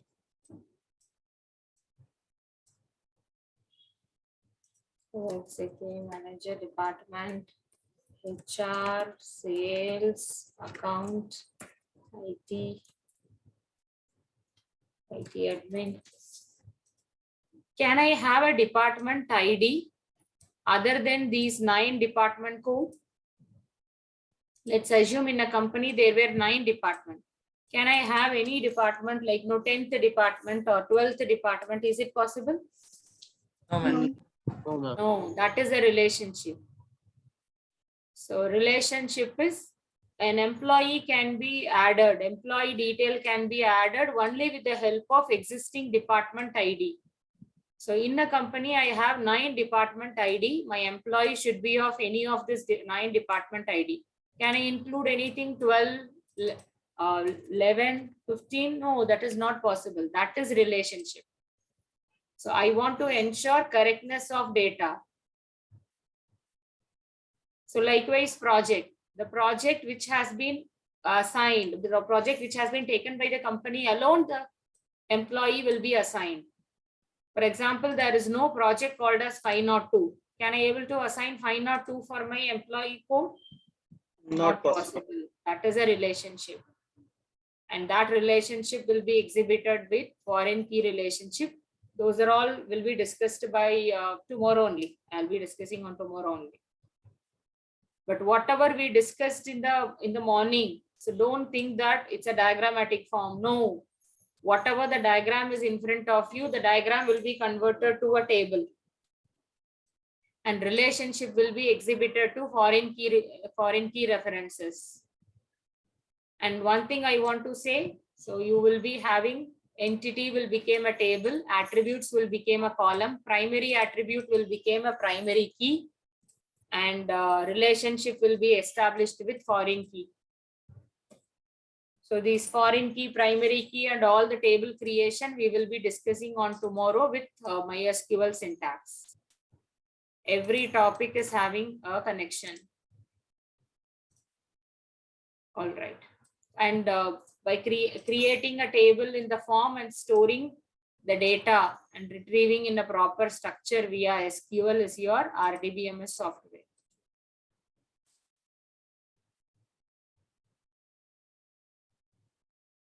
So row or nothing but record. Columns are attributes. Combination of columns and rows called as relation, which is nothing but a table. Out of my n number of attribute, one will be represent for unique representation, which is primary key. By using a primary key, I will be referencing that record.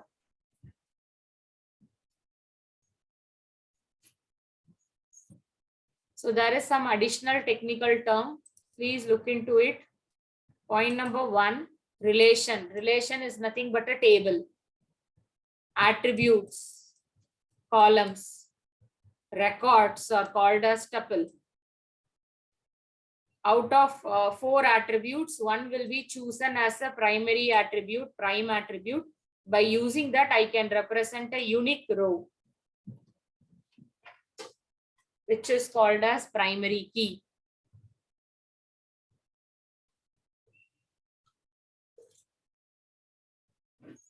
Take time, analyze the same. Ma'am, I have a confusion regarding this attribute and tuple. You have a confusion bit? With attributes and tuple. Ma'am, the attributes are the names of the keys, right? Like the T code name and when those blocks contain data, they are called tuple. Is it that? Tuple. So if you take this example, employee ID, employee name, employee address, department, salary, P code, or attributes, yes, or columns. And tuple is like an object, na? Huh? It can be said like it's an kind of object of an attribute or this class. Kind of. Kind of. So if I have some 9 records, these 9 records are called as tuple. I have 9 tuple.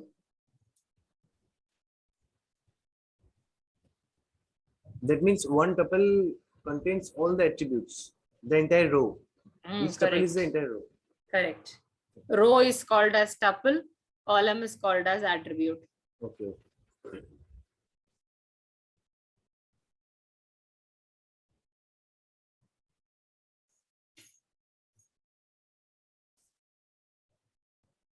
We are going to create a table in our SQL, MySQL software using SQL language. And more theory about RDBMS, let us discuss. So the first rule, I said so many rules, protocols are there with DBMS and RDBMS. The basic rule with respective to data, the data storage is normalization. So normalization helps in reducing the data redundancy and inconsistency of data. So whenever if you are handling a table, a data, so there may be a chances where you will have repetition of data. In database, you should not accept certain called as repetition, data redundancy of data, repetition of data, because repetition of data will leads to a lot of confusion. One thing is memory wastage. And when it comes to deletion or updation, extra care needs to be taken. So redundancy, always duplicate data needs to be deleted, and inconsistency of data. Those are all removed with the help of concept called as normalization. Database normalization is a process of organizing the field and the table of relational database to minimize dependency and redundancy.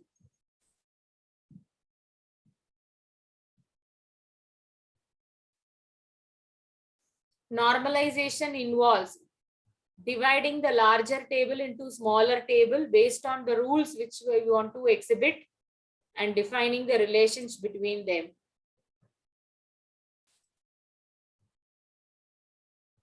I'll repeat again, in order to maintain the proper consistency of data I'm going to handle in a table, we will apply certain rule. One of the important rule to apply for my database table is normalization.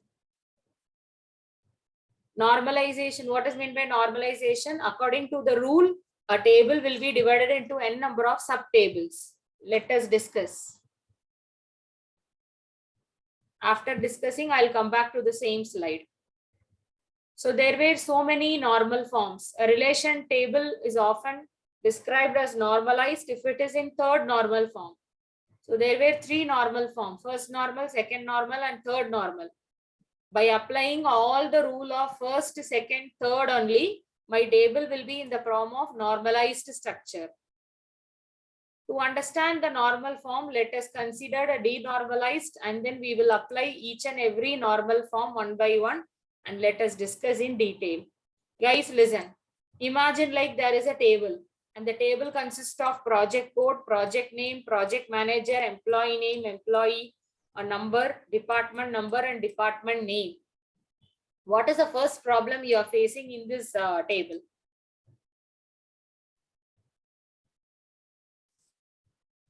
Entry point, primary key. Apart from that, I can able to locate a primary key. What else? Repetition. Everywhere there is a Repetition of the repetition. See here, my one project is repeated thrice. Employee name. Project code. Department is repeated thrice. Both everywhere. Department number and department name is repeated twice. Many places. Repetition. And there is no. I cannot able to identify and locate. Entry point is also there. I don't want to comment on entry point. Employee number is a primary key. So let's assume there is an employee table. I can refer primary key as employee number, but the problem is other data are getting repeated. To overcome it, I have to apply this normalization, normal forms. So the first normal form, the database is set to be in first normal form if it contains no repetitive fields and columns.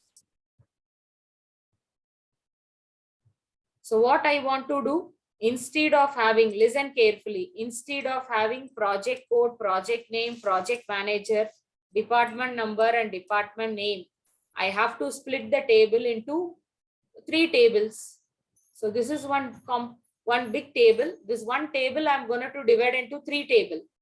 The first table consists of only project code, project name and project manager. So there were only 3 projects. So 3 column is enough. See, the employee table is divided into 2 tables, project table and employee table. And project table consists of project code, project name and project manager. So 9 records has been 9 duplicate records. See here, every time the data is repeated thrice. Instead, I can put only once in my project table. Instead of referring project code, project name, project manager, you can refer project code alone in your employee table. Will it be fine? Yes, ma'am. The first normal form is said to be achieved when there is no repetitive field or column.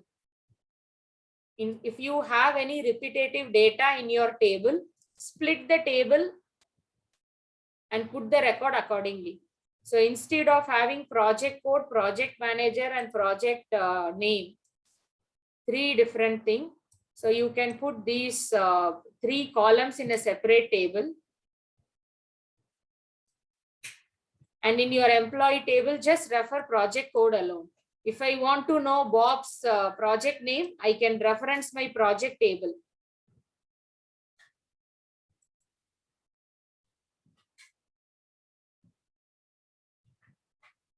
I'll show you.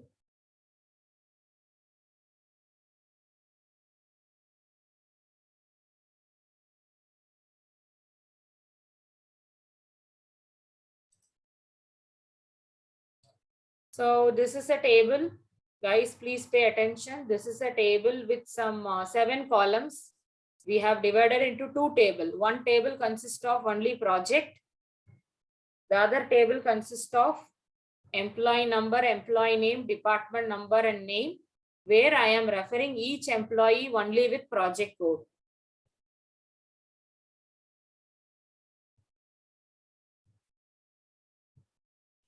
Shall I continue? You may find a new term called as composite key. I don't know why they have.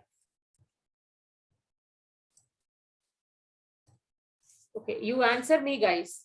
So this table is divided into 2 tables. One table is holding only project details. The other table is holding employee details. Is that clear? Yes, ma'am. You can ask me a question. Even this can be also reduced. Yeah, possible. You can create a department table with department name and number, and your employee can have only department number. That is also fine. So dividing one table into 2 or 3 tables is called as normalization. Sorry. And there were so many keys attribute. The first key is called as primary key. So primary key represents unique representation of a row.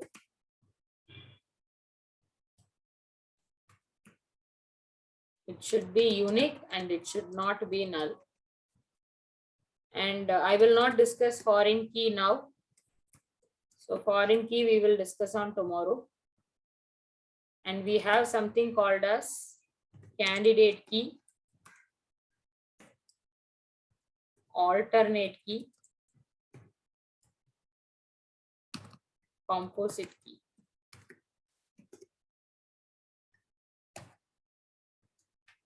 Please pay attention. It seems like new term and confusing term, but these are all simple. Foreign key alone we will discuss on tomorrow. So let's assume there is a student table. Student table consists of student ID, name, mobile number, email ID, and address.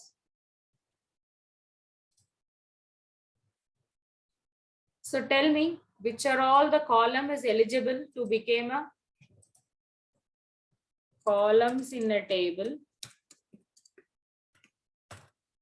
eligible to become a primary key is called as candidate key.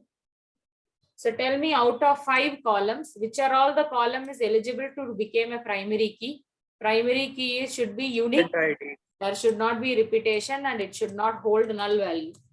ID. Tell me. Student ID, Student ID and email ID.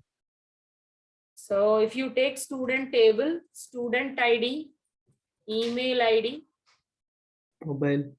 even mobile number. Nowadays, if you take your mobile application, Uber, Ola, Swiggy, Zomato, which one is playing a unique role?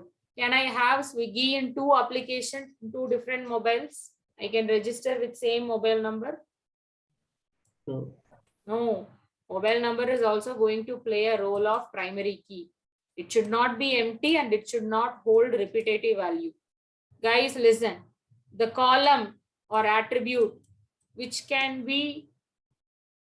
is eligible to become a primary key called as candidate key. It should not be null. It should not hold repetitive value. Out of that, I will choose one as a primary key. The remaining all are. So other than primary key, so remaining keys in candidate will become alternate key. In this example, I can say email ID and mobile number are called as alternate key. That's all, I'm done. So out of 5 attribute, 3 are eligible to become primary. So whichever the columns are eligible to become a primary is called as candidate key. Out of which I will choose one as a primary and the remaining 2 falls under the category alternate key. Is that clear? Yes, ma'am. Take this example. So I have 5 columns. 3 are eligible to become primary. So those 3 are candidates. Candidate. Out of which one will become primary, remaining 2 will become alternate. So 2 or more columns used to represent record in a table. Those 2 or 3 columns together called composite key. See, we have some rules for primary key. The rule is it should not hold null value, empty value, and it should not have repetition. And one another rule is it should represent a row or a record. What do you mean by representation of a row or a record? Pupil. You take my table. Pupil. What do you mean by representing a row?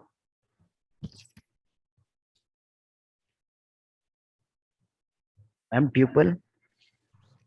Same type of values. I'm asking a theory. What do you mean by the term representing a row? Attributes. It is used to identify the row. Correct. I don't know. I think Shubham Alam I received. It is used to identify a row. So if I want to retrieve Kasinath record, can I retrieve with Bangalore? Can I retrieve with 87,000? Can I retrieve with D009? No. If I want to represent all the details, if I want to represent entire record or a tuple or a row, with the help of primary key by using 10,002. Can I able to retrieve all the records? Possible or not? Yes. Yes, ma'am. So by using primary key alone, I can represent the entire row. This is also one eligibility to become a primary key. Yeah, if you take this table, my primary key, department code, employee is eligible to become a primary key.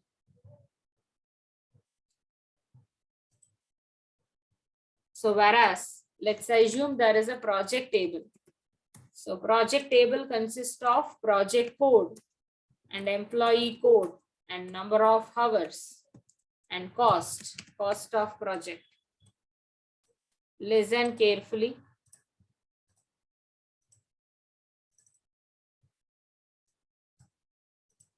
So project 2 handled by employee 5. He took 72 hours and it cost $900. And project 4 handled by 1006. He took 120 hours and it cost $8. So if you take this table, can I use project code? Project code 2, 72 hours and it cost $900. Take time and just try to represent a record. By using this project code, can I represent employee code? Can I represent number of hours with cost? It will not be fulfilled. I should say like project 4 by employee 10,006. He took 120 hours and the cost is $800. I cannot represent number of hours by using only project code. If the same project would be handled by any other employee, the number of hours might get differs.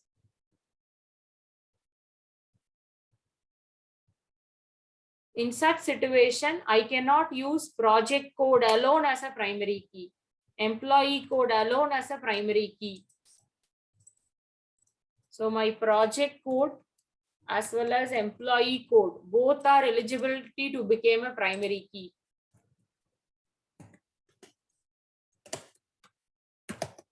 I know we were into detailed theory on DBMS, but guys, as I said, this is the only theory and the core concept of your DBMS. So in order to represent any non-key attribute, you take number of hours. You take my example, number of hours. In order to represent number of hours, project code alone, it's not enough. Can I say project 2 completed in 72 hours? Project 4 completed in 120 hours? Can I say like 1005 employee, 10,005 employee took 72 hours? No. How can we say? So this particular employee, 10,005 employee, he took second project to complete in 72 hours. So I can able to represent number of hours only by combining these two columns. In a database table, one column is not sufficient to represent another columns as a primary key. I have to use two columns. In such situation, these two columns are called as composite key. Both are primary key of a table. We will not say two primary key. Instead, we will say one composite key, which is combination of product code and employee code.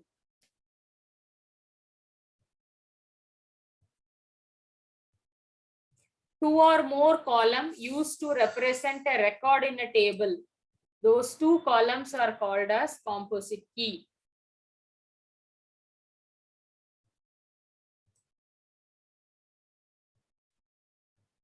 If I take here 10,002 employee is holding 87,000 salary.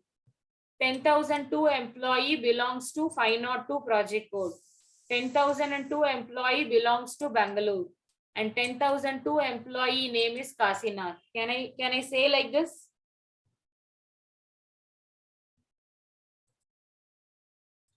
Primary ma'am. key is used Yes, to ma'am. represent all other non-key attributes. That is the rule of primary key. Can I have 10,006 again? No, ma'am. Oh, this is also not possible, and this is also not possible. So these three are rule of primary key. So whereas there will be a situation where I cannot able to represent two column by using one key, one column. So I should use combination of two columns. In such situation, those two are called as composite key. Ma'am, what if different employee work on the same project? Possible.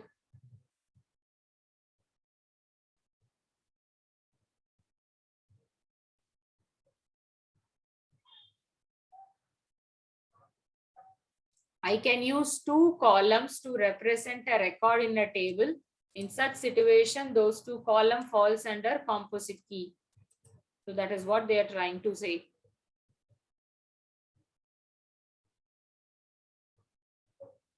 First normal form should be atomic in nature. There should not be repetition of record. So always each cell should have unique data and only one data. That is a rule of first normal form, atomic nature. After that, I will apply the rule second normal form. Guys, it seems like confusing, but it's a simple term and a real world application term. Please relate. So we have something called as normal forms. So why we are going for normalization? So to avoid redundancy and to have a consistent DB. And what is normalization? Splitting one table into many tables according to the requirement. Listen carefully, we have various normal forms. Let's take first normal form. According to first normal form, it should be in atomic nature. That is, each cell should have at least one value. There should not be a repetition of values. In such situation, split it. And the next rule is second normal form. So according to second normal form, it should be in first normal form. And all, listen carefully, all non-key attributes are functionally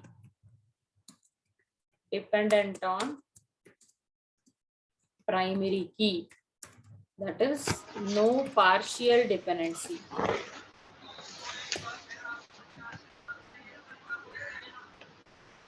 So all my columns should be directly dependent on primary key. You take my table. Name is dependent on employee code.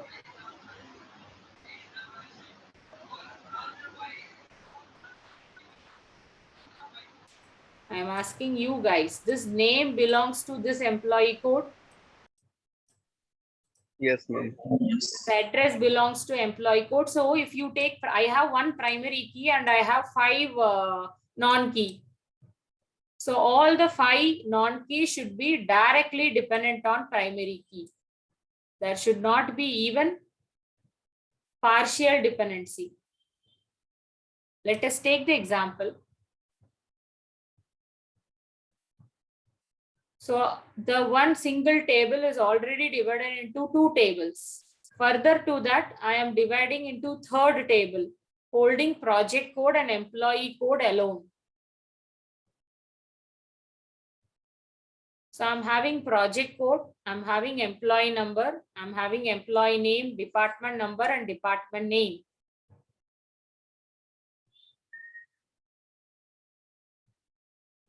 So someone asked the question a minute back, few minutes back.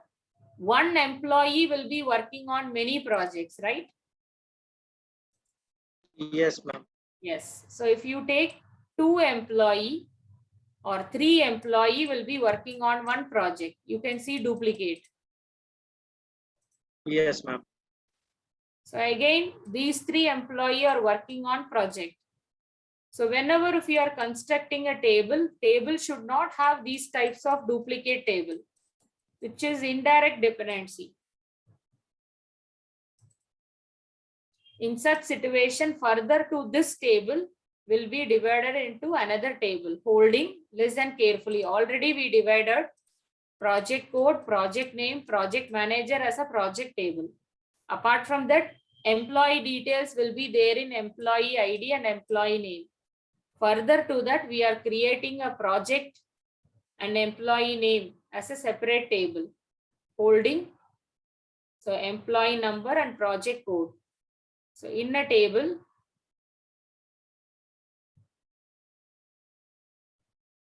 so these 3 employees, whichever the table is having partial dependency. So in such situation, you will be dividing and you will be placing in a different table, which is second normal form. Guys, for better understanding, let me put another table. Come along with me.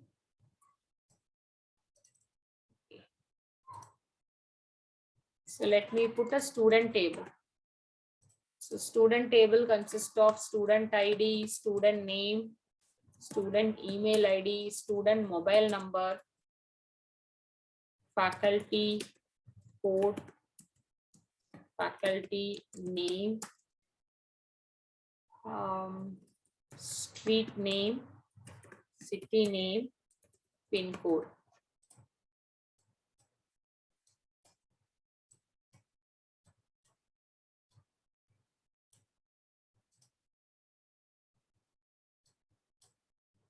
Assume like there is a table. So out of that, I'll be choosing student ID as a primary key. Is that clear?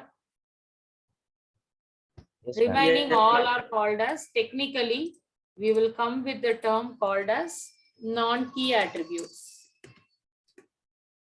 These are all not a primary key of my table. So it is called as non-key attribute. So the rule is all the non-key attributes should be.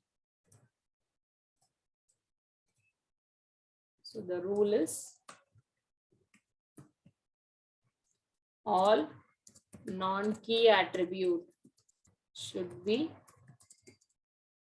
functionally dependent on primary key, which is second normal form. I can say no partial dependency. I'll introduce the one more topic, which is third normal form. All non-key attributes should directly dependent on primary key. There should not be transitive dependency.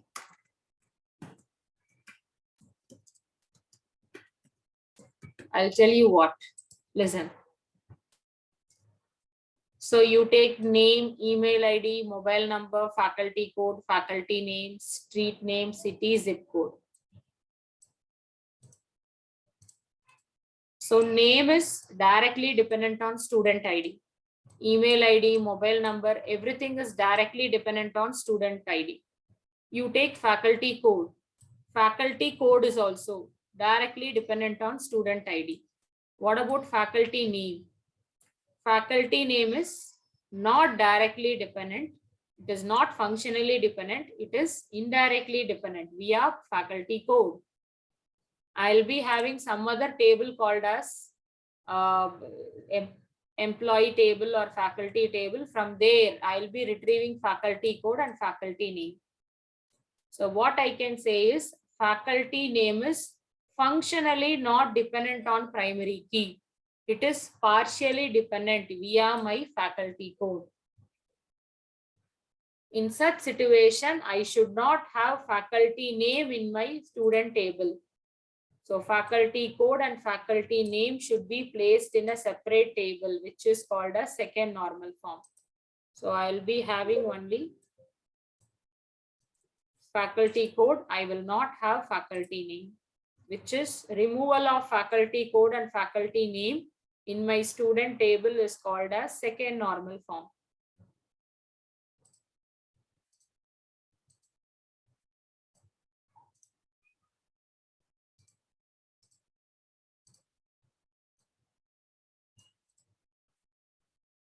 Shall I continue with this directly dependent? One last example with this. You take city name, street name, and pin code. This pin code is dependent on primary key. Depend on city name. So if I enter pin code, if I change any city name, automatically which one will be changed? Pin code. Pin code will be changed. So pin code is not directly dependent on student ID. Pin code is dependent on city name. Every city in India will have a unique pin code. It is for city or district? City name. City. Yeah. So if the student changed city name, automatically pin code will change. In such situation, this pin code is having transitive dependency. So that transitive dependency I want to remove. So what I will do is I will be removing and I will be having a separate table called as street name, city name, and pin code. So by splitting, one second, analyze, one second.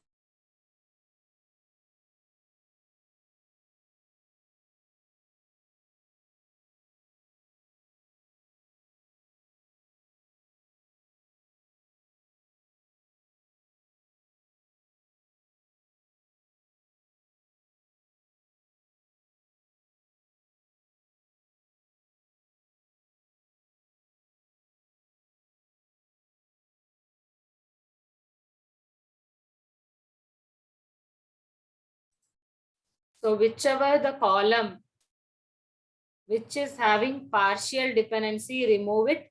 Transitive dependency, that is indirect dependency also, please remove from a table. Such kind of rule is called as second normal form and third normal form.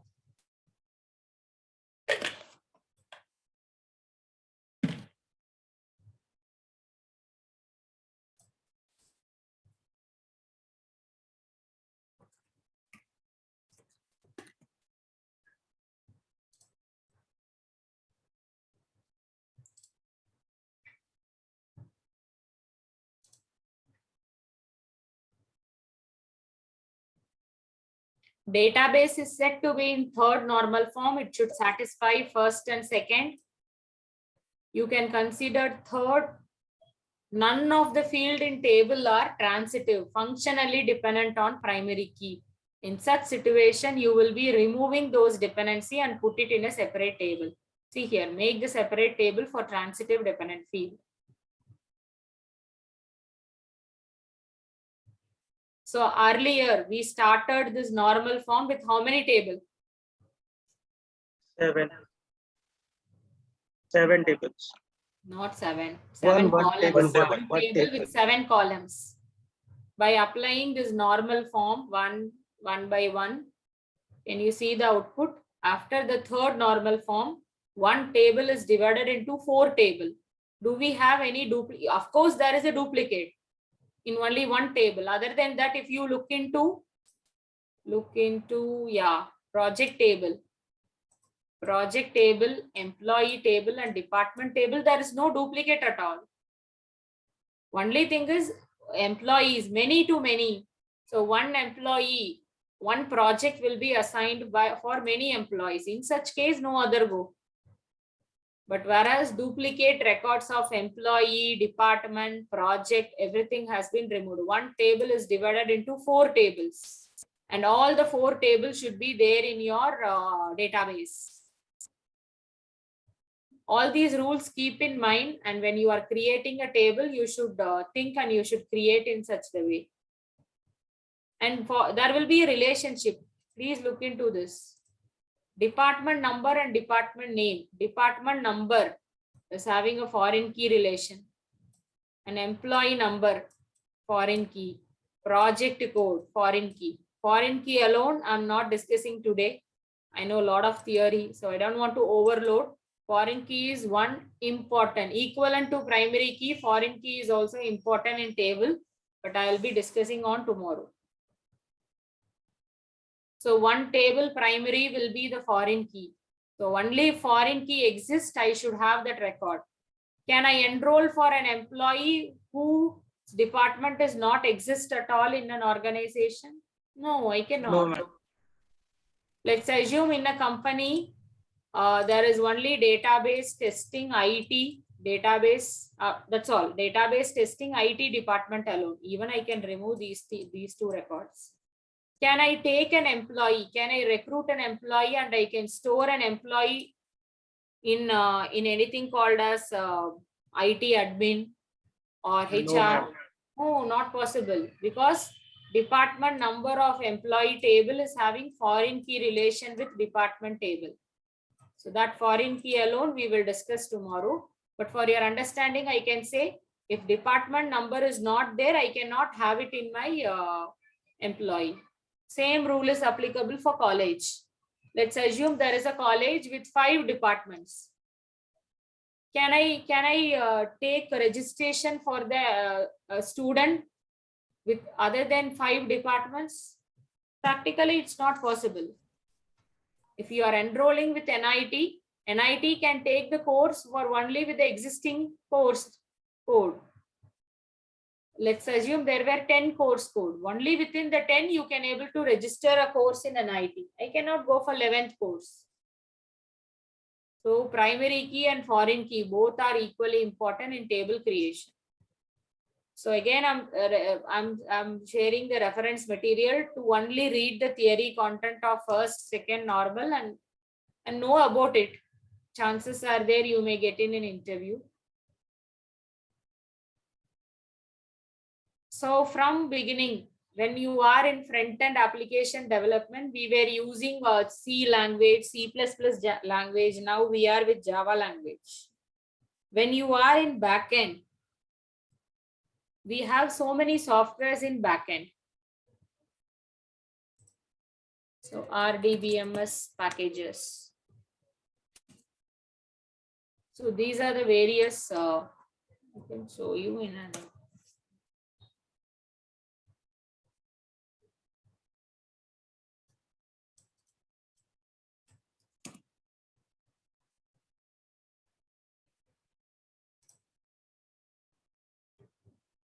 One second.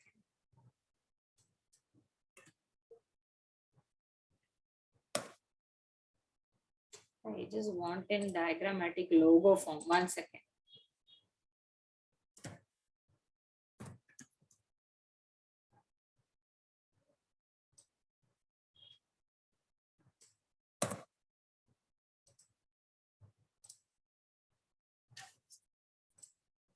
So RDBMS is having name alone RDBMS. We have so many softwares in RDBMS. Can you see? We have Microsoft SQL Server, PostgreSQL, MySQL, Oracle, IBM's DB2, SQLite, Microsoft Access, SQL Anywhere, so many.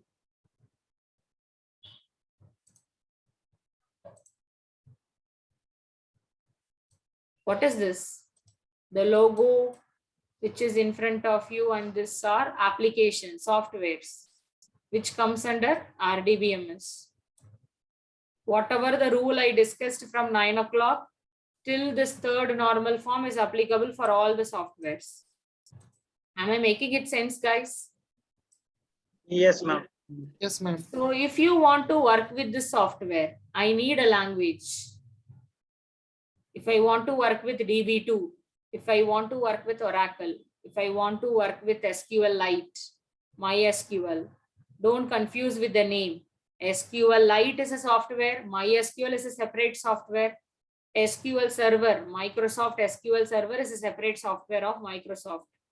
If I want to work with any of the softwares which is in front of you, we need a language called as structured query language, which is SQL queries. Don't confuse with SQL and this SQL. These are all softwares, software name. And to work with all the software, we need a language called as structured query language. It is a special purpose programming language designed to manage everything in RDBMS, and it's a 4th generation language. Got it? What is this 4th generation? Find it out. From 1st generation to 5th, 6th, we have generations. Find it out.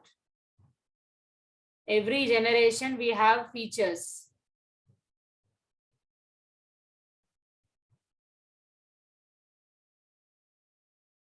So the SQL which we are using comes under ANSI, American National Standard Institute. It's a private non-profitable organization. It is development for various products, services, systems in US. SQL was adapted as a standard by ANSI in 1986 and as SQL 86 version by ISO in 1987. It's acceptable language. Without a central standard entity, every database manufacturer will be free to use whatever the syntax they find appropriate. Whomsoever manufacturer, they can use SQL because it's accepted by ANSI. Even though there are some variation from one to next, yes. So slightly the query differs from one language to another language. For example, select star from table name is common for all the languages, but other might get differs. It's depend upon vendors.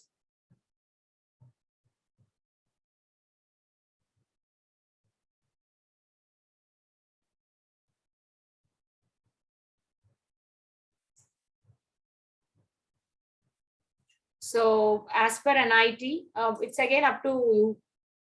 If you want to explore, you can explore any number of softwares whenever if you have time. As per NIT, we will be using MySQL software, and MySQL is a free of cost, and it even though it is freeware, its vendor is Oracle. So we will be using MySQL RDBMS. By using SQL query, we will be working with this MySQL software. MySQL is a software and it comes under backend database server.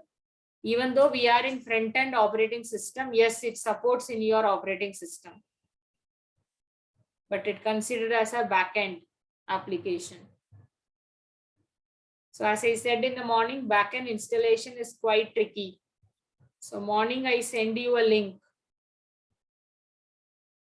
So please refer Mentor Notes channel. I have shared a link. It's a freeware. So go to this link. Please download the second software. This link is for 32-bit. We have to download another link for 64. Yeah. Please take it for 64. And it should be MySQL installer community with this 439 MB software. Download it. Please share it for 64-bit. Is there any option? Yes, ma'am. Actually, I have searched and downloaded, but at some point it's got stuck. It is not proceeding the installation.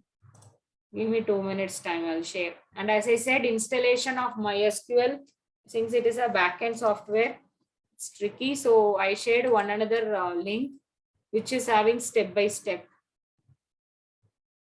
This is how you have to go. Choose full, don't miss any single step.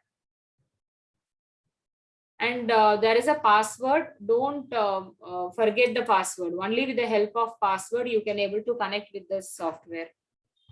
This is only for Windows? It's there for iOS also, Linux, iOS, everything. Give me 1 minute time. MySQL 64. Download.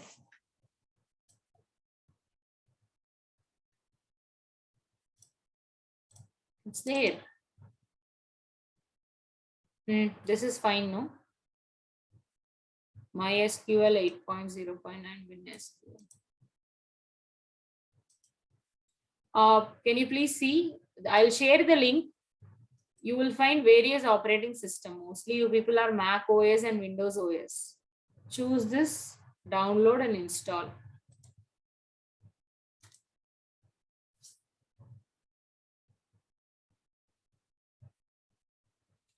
When you please download this MySQL 8. It should have exe. 1 second, else it will be confusing. MSI or exe is preferable.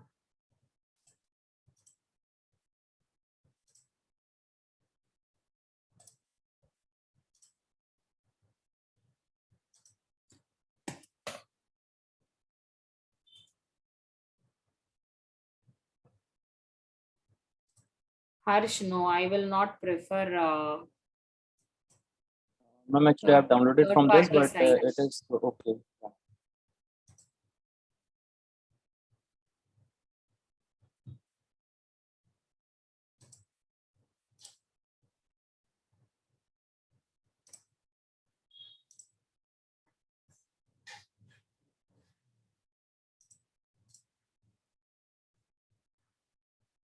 That is only installer. We need a complete package. MySQL software, your command prompt, your workbench, everything.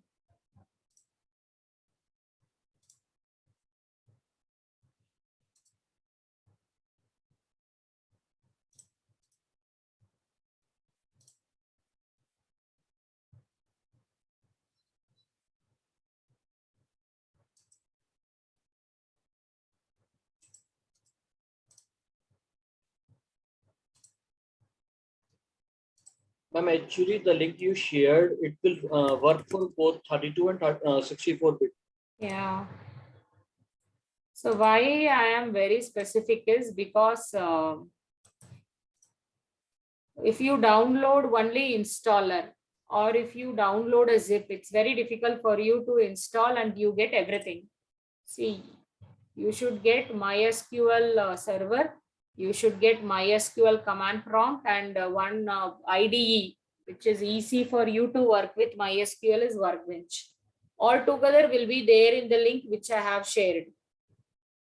So no problem, even though it is 32-bit, you give a try. It is for x86 or for both. So please, please download the software from the link which I have shared to you.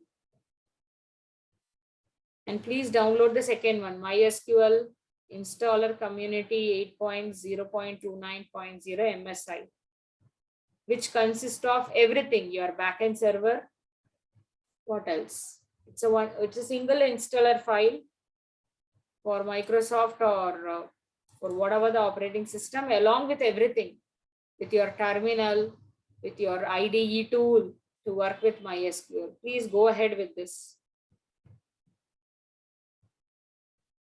You can go for other also, then explicitly you have to download Workbench and install. It's a separate headache. So please download and install, but when you are downloading and installing, follow the proper step. It's not just like next install.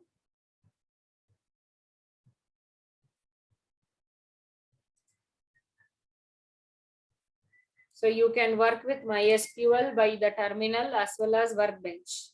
So you should have MySQL command prompt. It will ask for the password. If you forget the password, it's very difficult. You need to uninstall again. Go for simple password. Or you can work with command prompt is it's vague. You need to type comments every time and it's not user friendly. For that, we have a GUI tool called as MySQL Workbench. Install it and ensure that you have command prompt and your Workbench software to connect and work with your MySQL.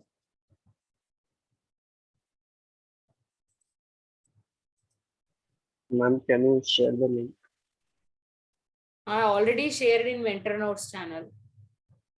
Okay. Today morning at 8:30. You follow the link. And in that link, you need to go for the second one. Not 2.3 MB. This 439.6 MB. What is this minor?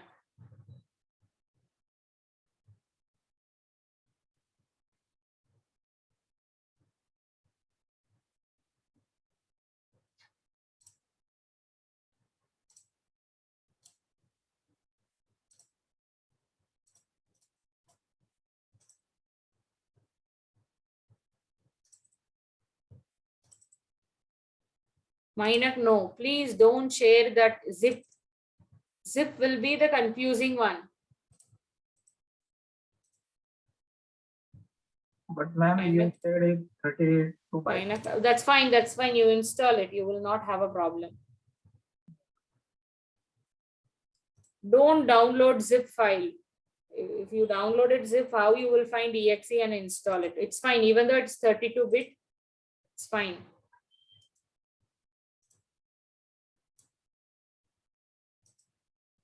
Go ahead with the link which I have shared. It will work. It will work properly in your machine. Hello, ma'am. Yes. Ma'am, I'm having already installed it. Can you check Share your it? screen. Yeah. I'll just check your software running in your machine and your tool. Yeah. Give password and you enter.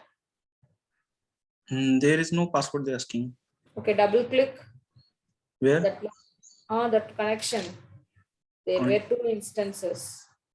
Yeah. Localhost. What is this? Localhost MySQL 80 root. Click there.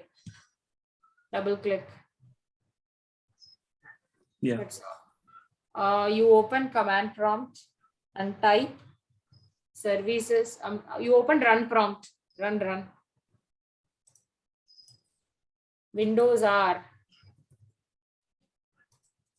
No, not here. You minimize it. Okay.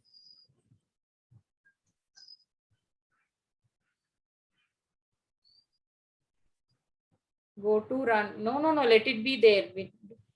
Windows key, press R. I want your type services.msc. Services. Spelling of services.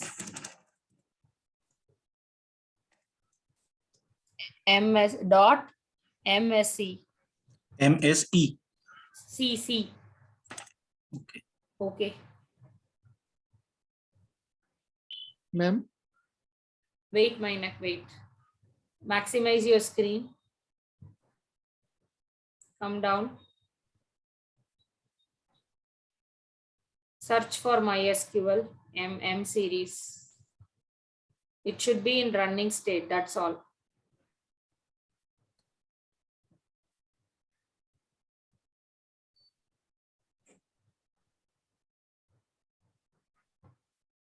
Here it is. Yes, it is in running. It's already there in your machine. Yes, you go ahead with today's sprint. I'm sharing the link. Okay. PDF now. Okay. And we will work the software only on tomorrow. Mainak, you called me, tell.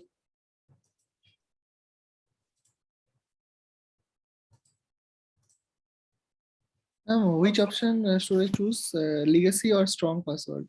You share your screen. Let us install together. I want any volunteer so that we can install it together. Can I share my screen? I can see Mainak screen as well as.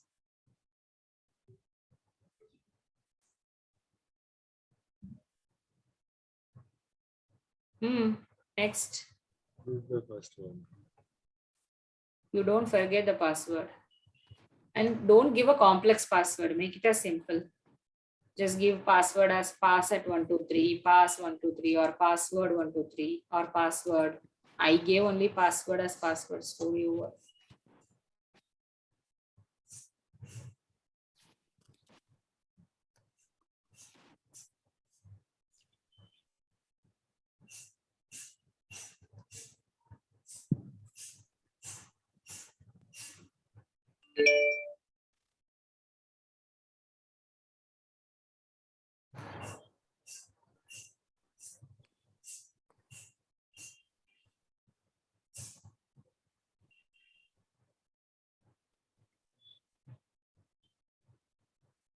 Search.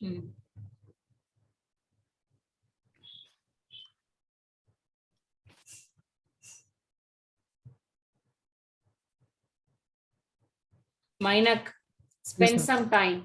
Try to find the right software and install You and need check to how to locate it. install Workbench, which is separate here. You check whether MySQL instance, it's a backend service. Service is running in your machine. If it Okay, is ma'am. there, separately, we need to install Workbench. You do I'll check. analysis on the software. Okay, ma'am. So those, Abdul, share your screen. Those who have not even started the installation process, you can share so that no, we can install together.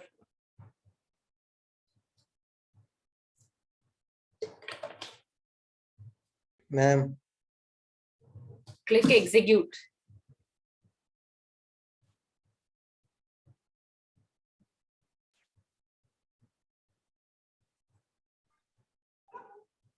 See, all of you listen. This is what I want. When you download any single package, you will have only the respective service, whatever the link which I have shared, where you will find the server. Server will be installed, and in order to work, we have this GUI tool, IDE, Workbench. Apart from that, some packages related to Visual Studio, Shell, router, and this connectivity part also inbuilt. So that is what I want this to be installed. Excuse me. In the MySQL server, the list is showing 7-8 items. It will show only those that are not installed in our machine. Asif, you please take him in a breakout room and check. Okay. Who is this? I'm Jitesh, Sir Jitesh. Jitesh, okay, you come What to I'm breakout going to room. do is I'm going to allocate 10 for you and 10 for Saurav. Okay. So ensure that they are installing the server instance, MySQL server instance, Workbench. Workbench is fine. Even command prompt terminal is not required. Saurav, are you back from meeting? Yes, ma'am. So I'm assigning you. No need to sign up. There is an option. You check in that window. Sangeeta, you need to create a breakout room. I'm creating. Okay. Okay, you can join room 1. I am assigning few learners. Okay. You joined room 1. Saurav, please join room 2. I'm randomly sending learners.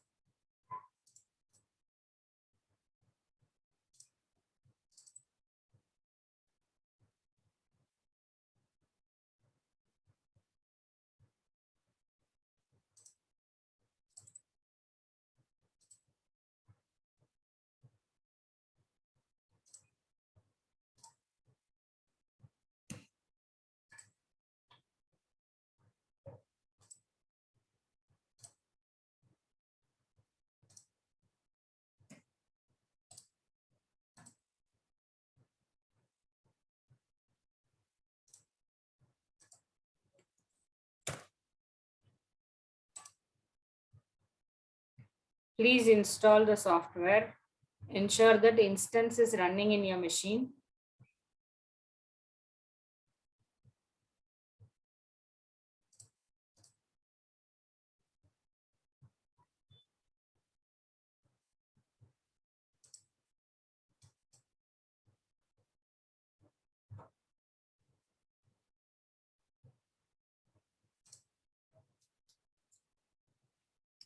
Can I share my screen?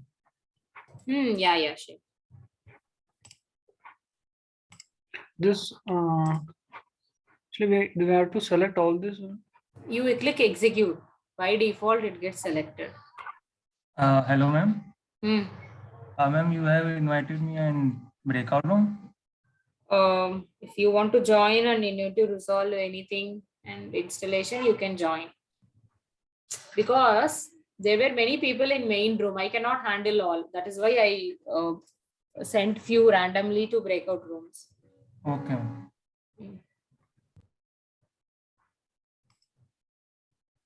These two, some two are not. It's okay for them. That is already there. Manually, we can install. Go for next. Execute it.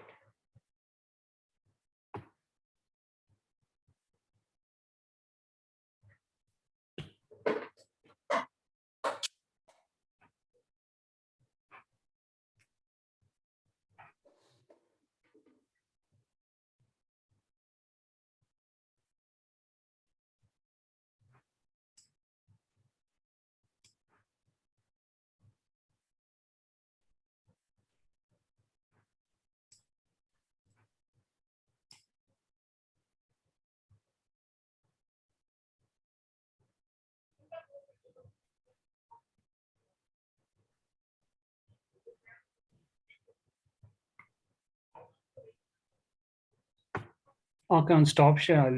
You try. It will take some time. Yes, ma'am. Ma'am, can I share my screen? I'll pass this message to everyone.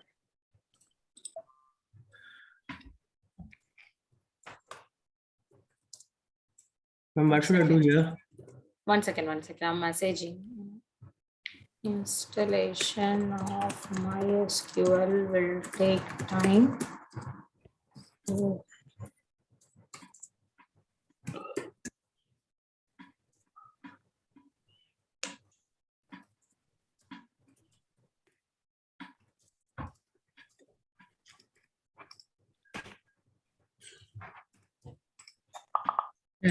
Tell me.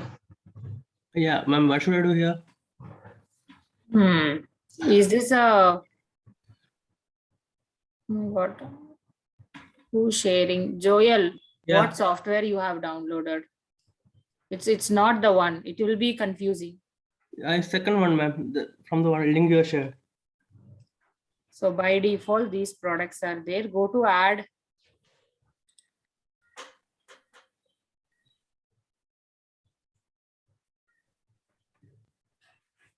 Ma'am, is there any way to uninstall that previous things and start again? Yes, you need to do. Go to download. Second option. No. I can't select that. You click that applications, the first one. In the available products. Yeah. Under available products, MySQL. See, only MySQL for Visual Studio. No, you cancel it and start from the beginning. Again, I'm telling you, this backend installation is not easier until if you are not choosing the right software. You download the software which I have shared.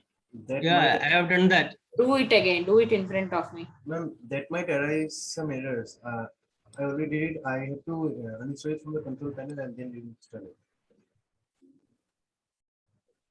Sudeep, I'll come to you. Sudeep or Madhu, I'll come to you. I'm talking about Joel's problem. I didn't listen. I was looking into his screen. I have not concentrated. Give me a minute.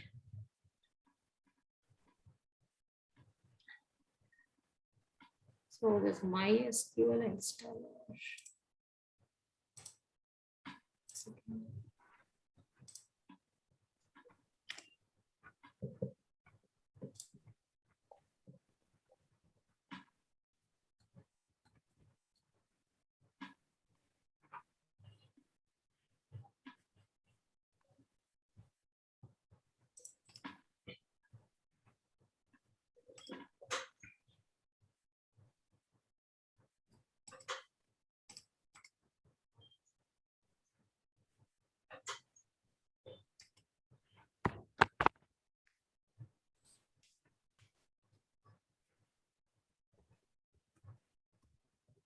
Wait.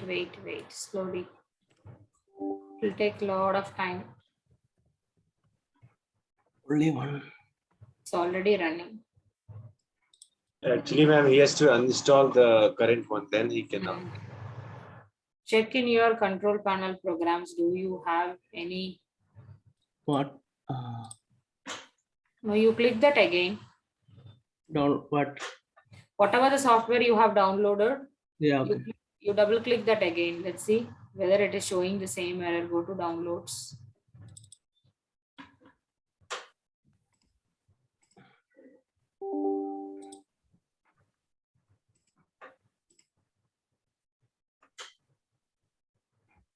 Modify.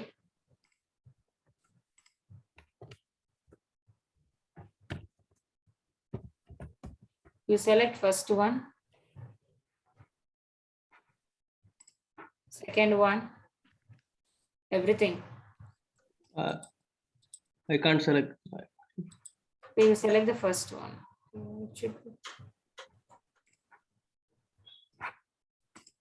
Go to apply feature changes. I can't click that. It's not going. Give cancel. Yes. Remove. Should I remove that? Try. I could not able to recollect what to do in this screen. It will take some time. You give all the option. Add, modify, upgrade. Add we tried already. Nothing to do with add. Go to that reconfigure. Reconfigure what?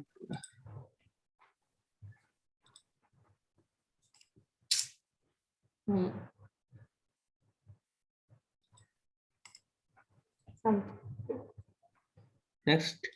No, cancel it. Is it already there? Can I remove all this? No, you want everything. You give the checkbox. Wait. You select the checkbox near product. It will remove all this. Is it already there in your machine? I mean, actually, you follow my instruction. You open run Windows R. You give the command services.msc.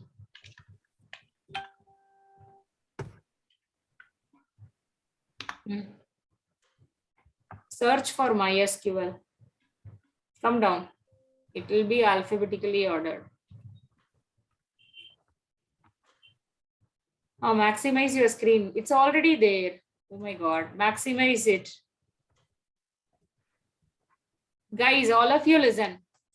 It's a backend service. So your MySQL should be in running state. Select this. Right click. Start. Wait.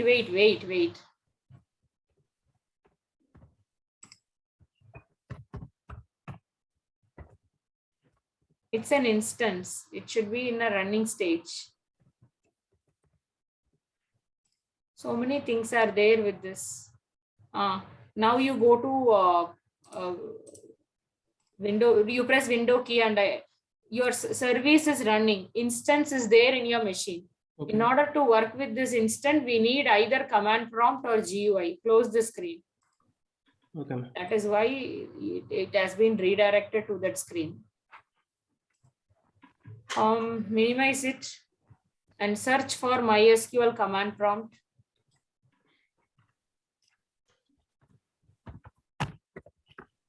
MySQL. Okay, good. You have everything in your machine, not shell, workbench and command prompt. Second one, workbench. Is it a software in your machine? Or, yeah, everything is there, Joel. You know the password, you double click that local. No, I haven't used this. There is no password. Oh yeah. I'm going to kill you. I'm stopping your screen share. Yes, Madhu and Sudeep, you said something. Yes, Joel. I didn't use any of that. I don't know how that. maybe the software which you have installed from the place, they have already written those database. Joel, for your information, everything is there in your machine. That's all. I'm sharing today's sprint. You start working on it and read the theory. I shared few more reference link. Yes. Ma'am, it is already installed in my system. No problem. Ensure that you can able to get into Workbench with the proper password. Yes, ma'am, I checked that. Everything is okay. Then fine. You work on today's sprint. I'm sharing the link.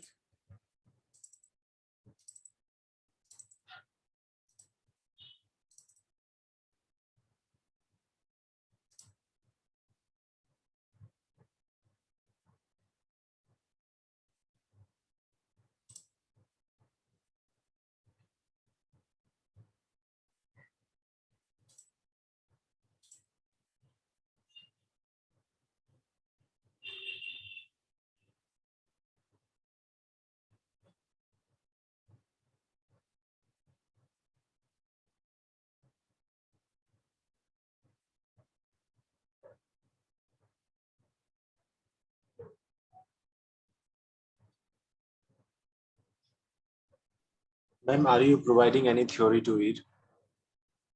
I have already provided on Mentor Notes channel a new link and the sprint PDF. Ma'am, can I share my screen? Yeah.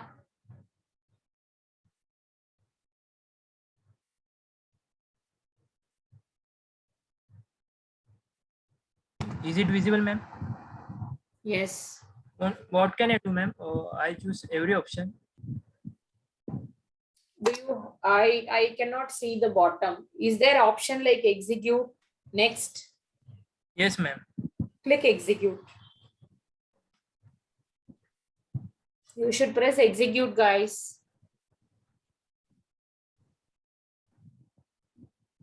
Pages, it will take few minutes. Okay, so can I stop my? Yeah. The thing is, you should have SQL Server, Workbench, everything. Okay, ma'am. See here, it is executing and installing. So everything will take some time. Okay, ma'am.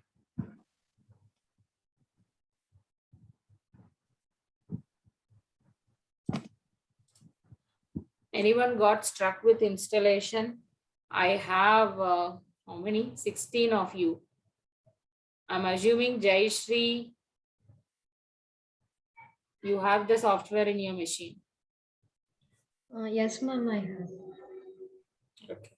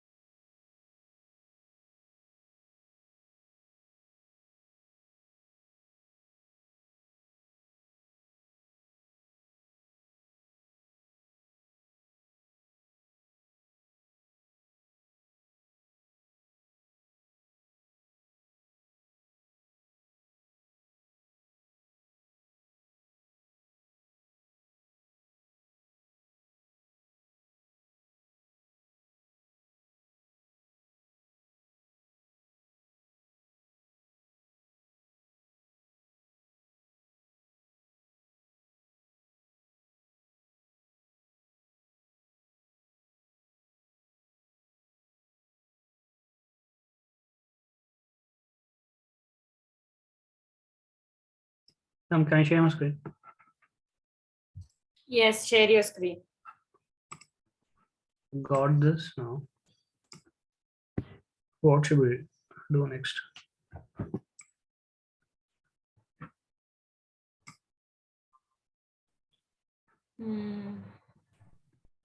I got this two file. See, that's all. Tomorrow we will work on this MySQL, either using command prompt or or we're using Workbench. You remember the password? You give the password. It will get into the. Where should I enter? Both the places. Either you can work on shell or you can work on your. So I have to enter in the local. Double click that. You double click local instance. You give the password.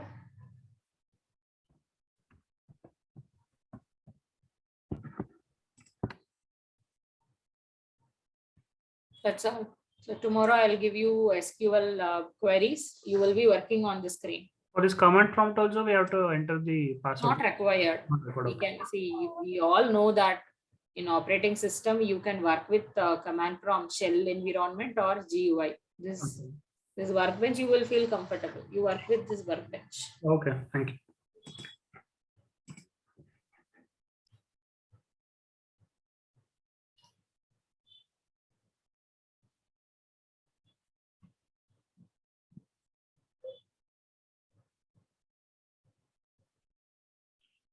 Ma'am, done. All right. I have shared today's sprint as well as some more reference link for yourself reading. Please go ahead.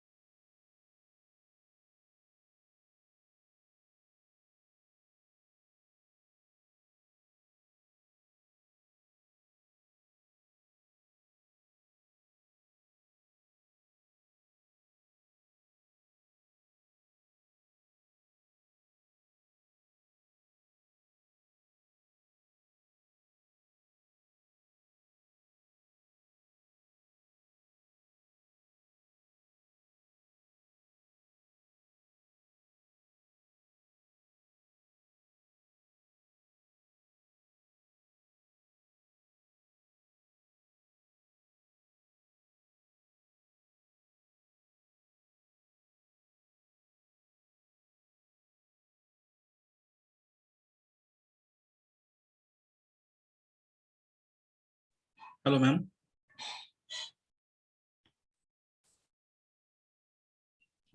Yes, Swapnil. I mean, our sprint, we have to do diagram only. Correct? Yeah, diagram only. On Paint application as like you done in morning.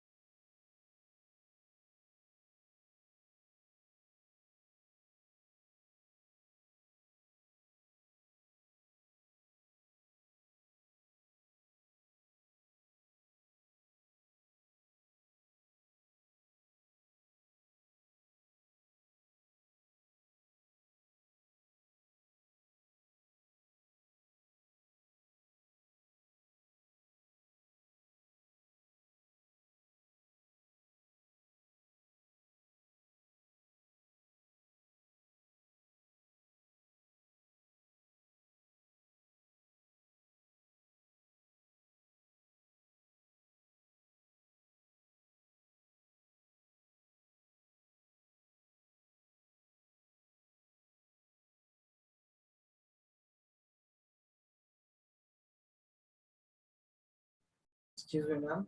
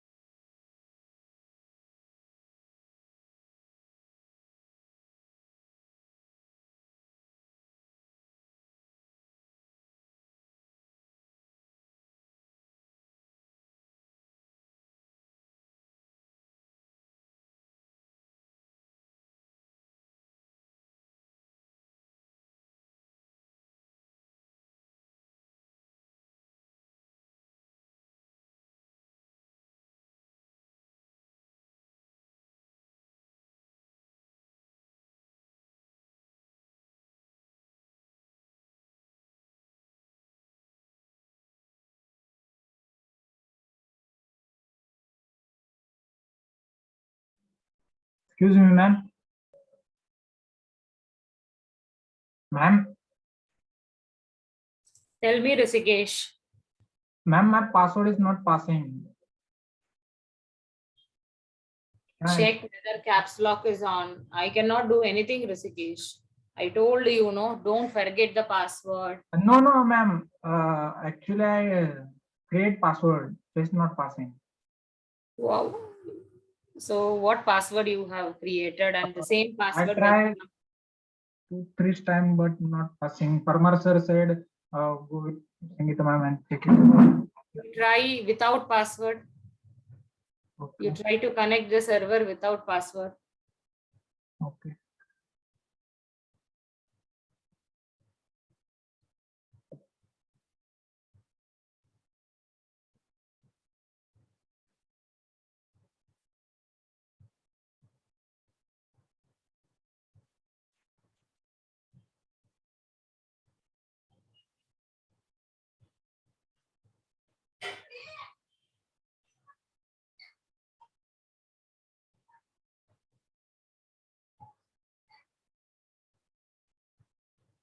Not passing, ma'am.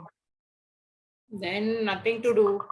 Check in Google that is there any password to, is there any way to recover the password?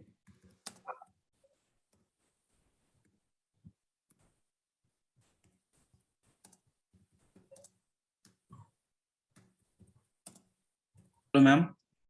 Hmm. Am I selected you? Okay, thank you.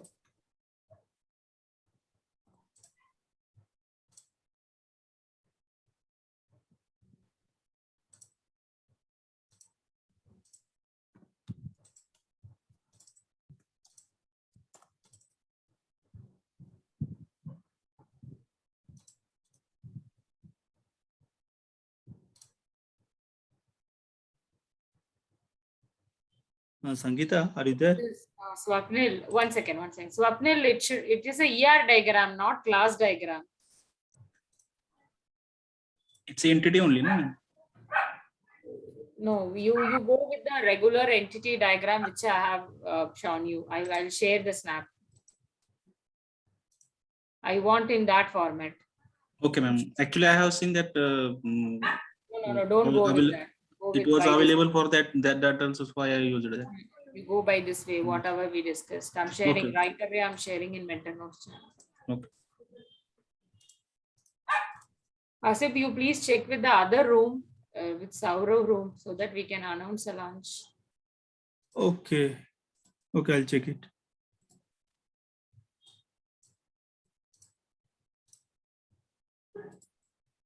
Yes, Swapnil, I have shared. I want in that format. Okay, ma'am.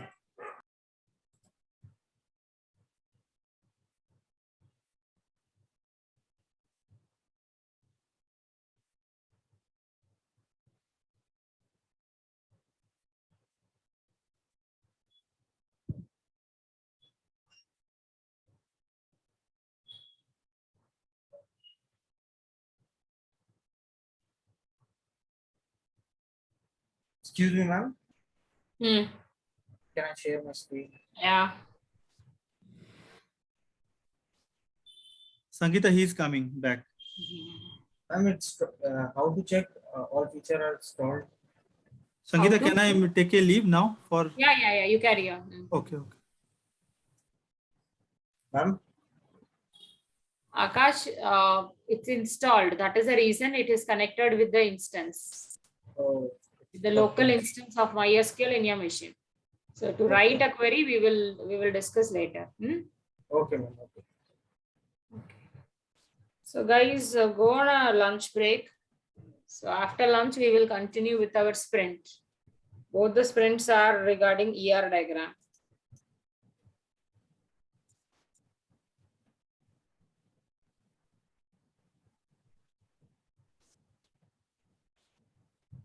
So go on a lunch break.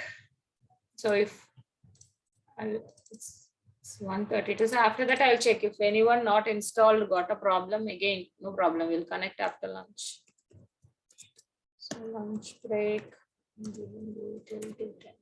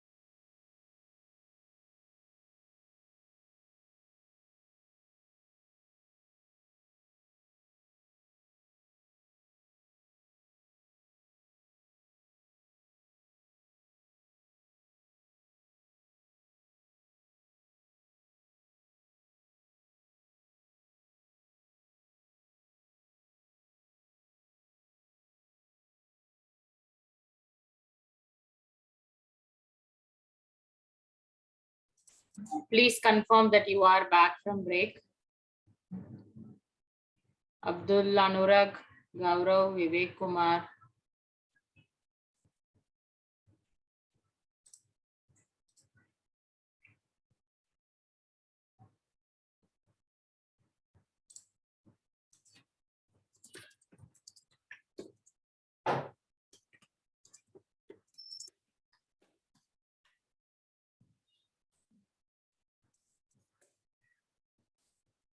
Thanks.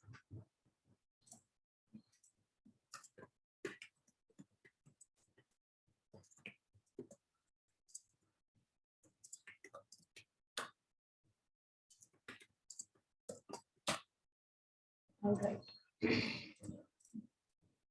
So yes, we have sprints. First, course 6, sprint 1, we have 2 sprints. So both were database design using ER diagram. Problem statement, Standard Bank. Charles is newly appointed DBA at Standard Bank. The management of the bank wants to computerize the process of banking. According to bank policy, listen carefully. One can have many accounts, but one account cannot be shared by many customers. So one customer can have many accounts, and the account were related to one customer at a time. One account belongs to one customer only. Identify entities, attributes, and type of relationship between entity. So whatever the entities associated with the problem statement, you need to find entities, attributes, and when you have more than one entity, you need to find the relationship. Only for the problem statement. Don't create ER diagram for bank system. No. Only for the task which has been provided in the problem statement. There is no boilerplate code. You have to create a project or repository and you need to push the diagram. Second problem statement, airline reservation. Newly started airline company has to automate ticket reservation system. The online application will be used for making reservation displaying booked and cancelled flights. One customer can book multiple tickets. Customer, tickets, identify entities, attributes, and type of relationship. Flight, customer, tickets, booking. No process, no behavioral part. I would like to repeat again. In entity relationship, there will not be a behavior, displaying, generating, viewing. That will not be there. Only you need to identify entities, attribute, so that you can convert in future as a table.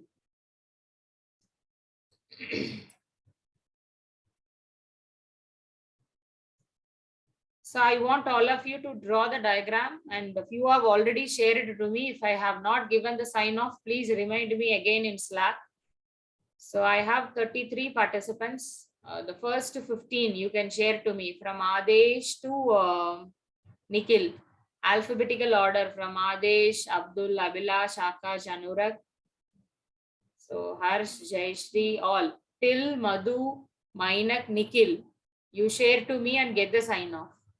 From Prashant, Praveen till S series, Vivek, Vaishnavi, you share to Saurav sir and get the sign off. Hasib sir is not in the meeting, he is into other meeting.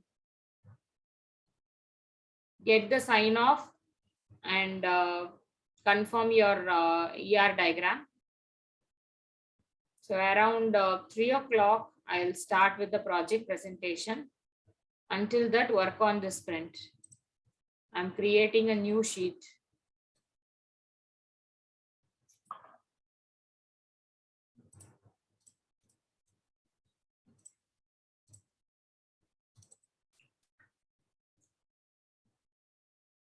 I want to see entities, attributes, relationship, and type of relation. One to one, one to many, many to one.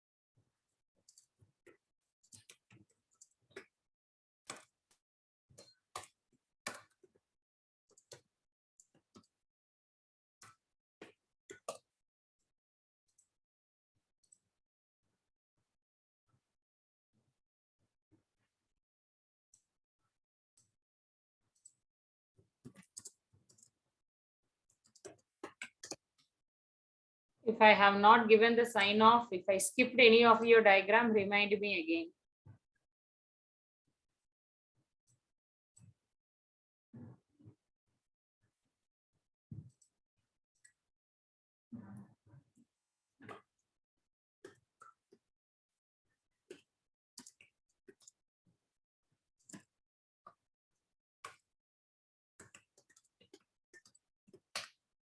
Joel, if it is a bank, you give customer name or account holder name. How can you give username, user ID? I'm not okay. You think, rethink and draw the diagram. I have given customer name, ma'am. That is the second one, I think. That's okay. I saw your second one is your first sprint solution. But what is this username, user ID? It's not at all required here. Okay. They were talking about I don't need this word user. Give a relevant word. Okay, ma'am.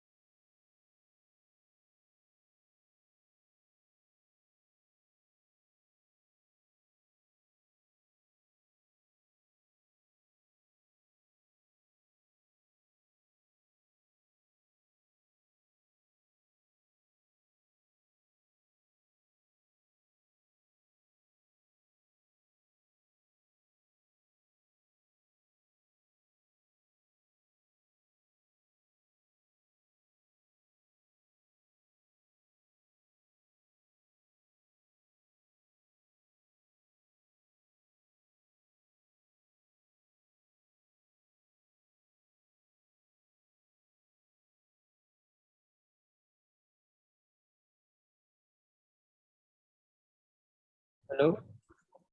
Ma'am, am I Listen. audible? Customer can have account type. Customer can have account. Savings and current were account type of account entity. Yes.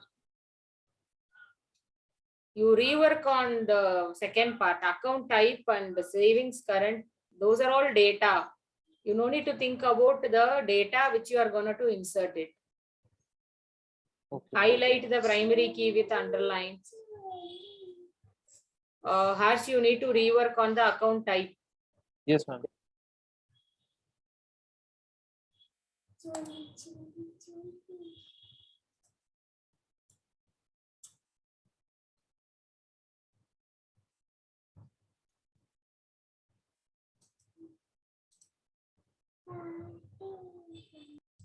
One entity mandatory should have one primary key, and that primary key needs to be underlined here.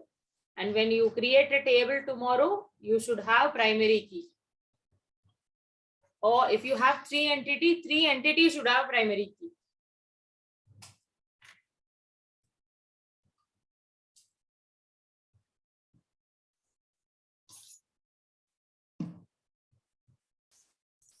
Nikhil, it's correct. First one is correct. Second one, I need time. Okay. Because it's the big one, I need time to analyze.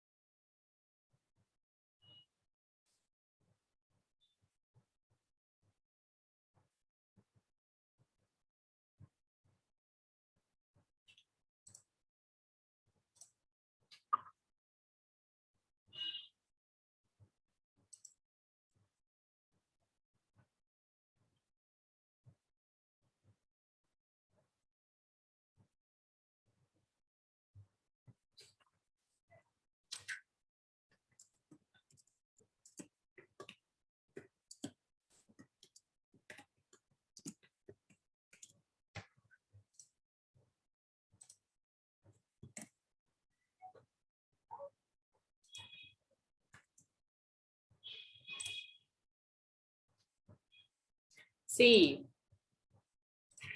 make your ER diagram something appealing. Yes, ma'am. All of you, this is not for Nikhil. Joel, I'm telling this for you particularly. Yeah. Okay. Huh? Okay, ma'am. Simply search for ER diagram in Google. You will find a proper organized diagram. Look it. Ensure that you are finding the correct entity, its attributes, and relating. That's all. Relationship is the process.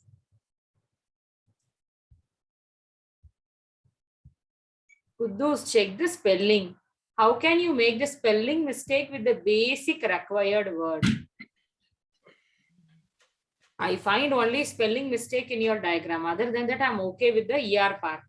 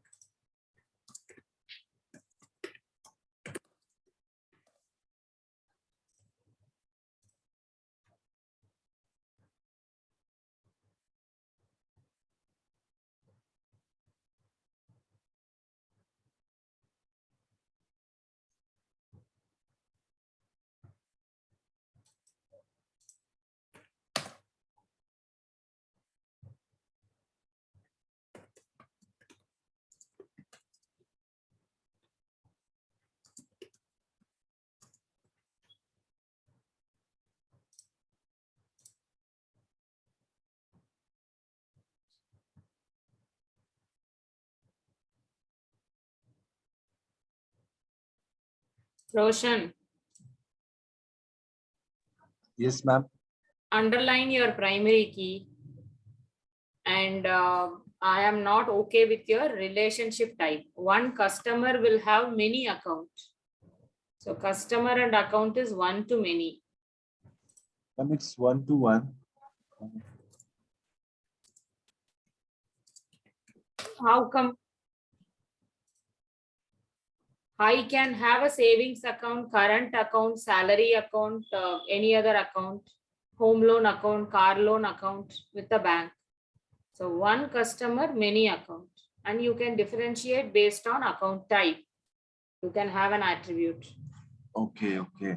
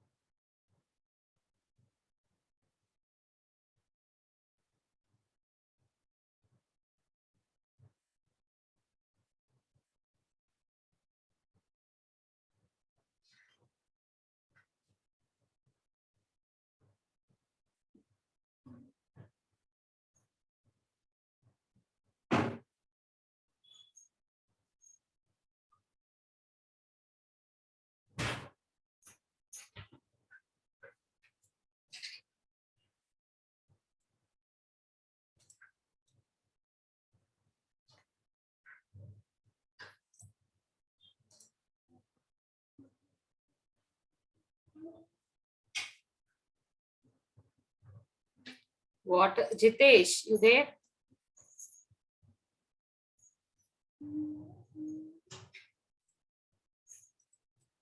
Jitesh, you there? Yes, I can't hear you. sorry. Actually, I have connected headphone and that was pop out of my ear. Hmm?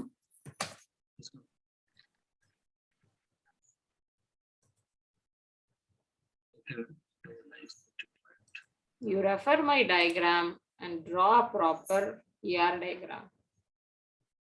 Okay. One has many.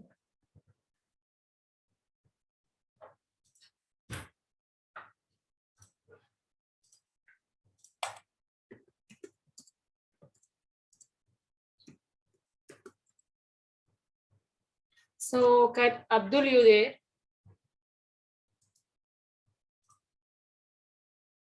Yes, ma'am. So, as per your diagram, you have types. Yes, ma'am.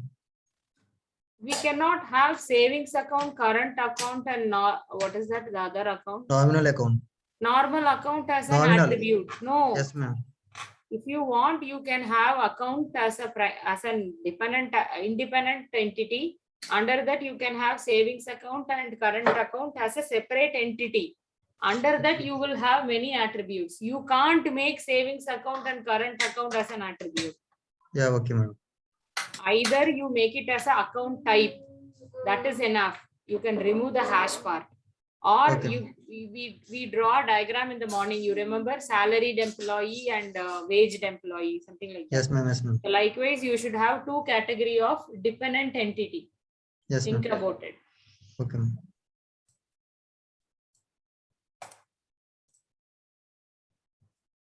One bank has many accounts. Where is account type, Kudus?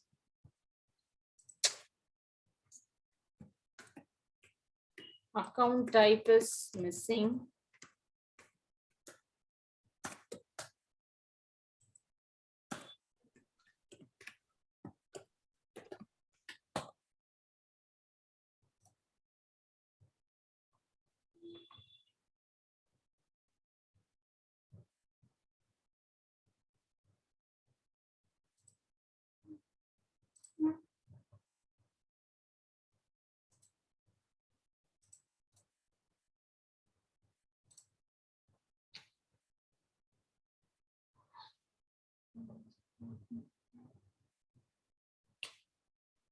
Nikhil. Yes, ma'am. Customer airline company. You can think about any rename for airline company. Okay. And the customer uses airline company. Is that relationship is meaningful? Better you remove customer relationship with airline company. Customer will book They're or using browse. the service basically of the airline company. And relationship type is missing. Where is flight then? One airline company will have many flights. Where is flight? It's in tickets itself. No. It will not be meaningful. You should have flights then. Flights will have tickets. Airline company, one airline company will have many flights. Each flight will have many tickets. That ticket will be owned by customer. Think about it. This is for everyone. I cannot repeat certain things again and again. I thought like there'll be many airline companies also. So I made No. You read the problem statement. What are they telling?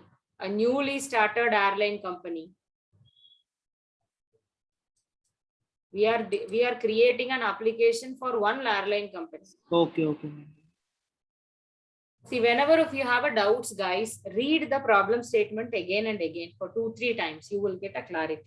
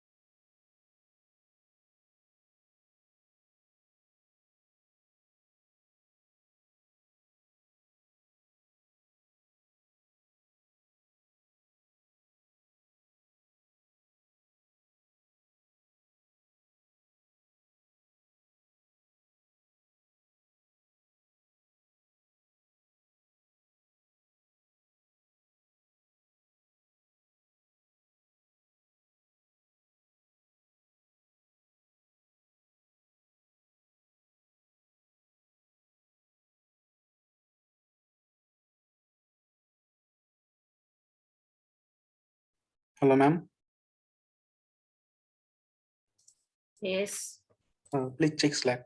Yeah. I received so many diagrams.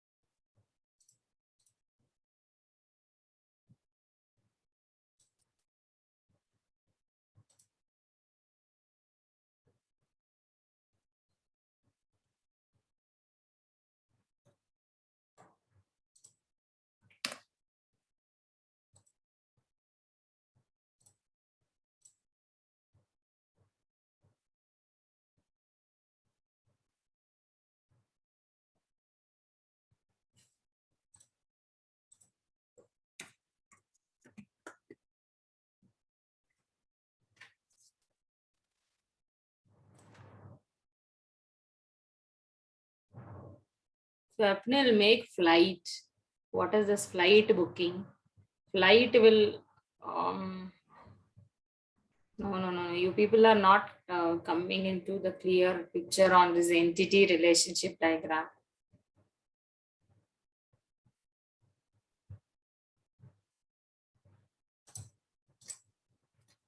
Rework.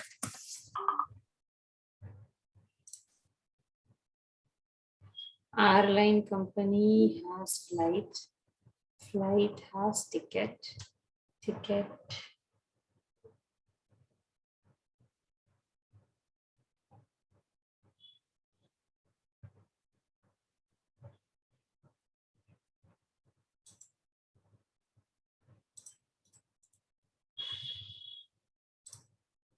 Any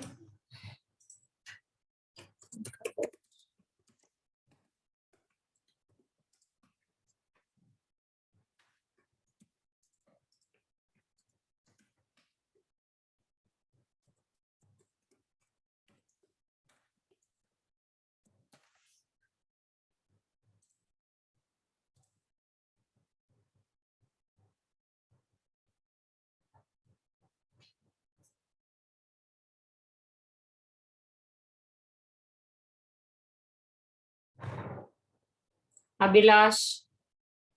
Customer Abhilash, you there? Yes, ma'am. Yes, ma'am. First part is okay, but second part you rework. I mean, bottom portion you need to rework. Okay, ma'am. It's incomplete. Okay, ma'am. Types in circle as well as box. No, Types will not come at the category.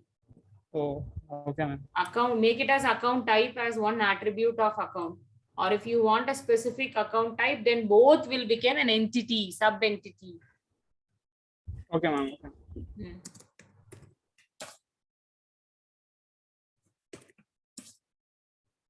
Okay. Tejas, relationships are correct.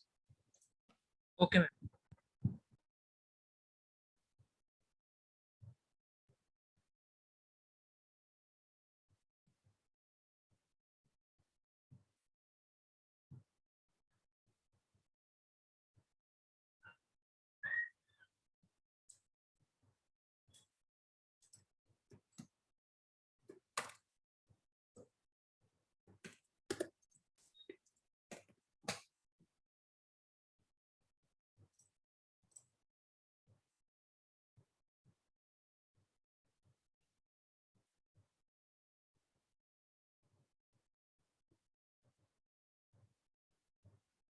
Kasinath, you there? Yes, ma'am. when I go and buy a ticket, is there anything called as booking ID, booking customer ID, booking type? No. Then what is the use of ticket ID, ticket type, ticket date? Booking is not at all required. Customer will book ticket, that's all. So Rework.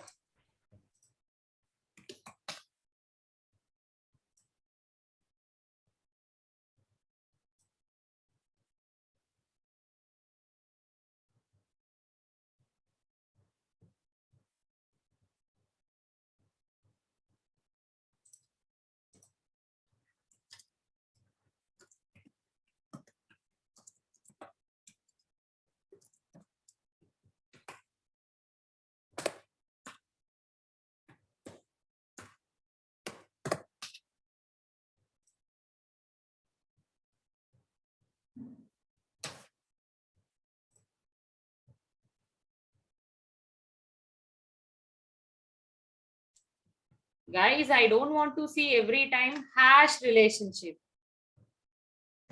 Customer has ticket, but other than that, what customer will do? Customer will book for a ticket. Customer will cancel a ticket.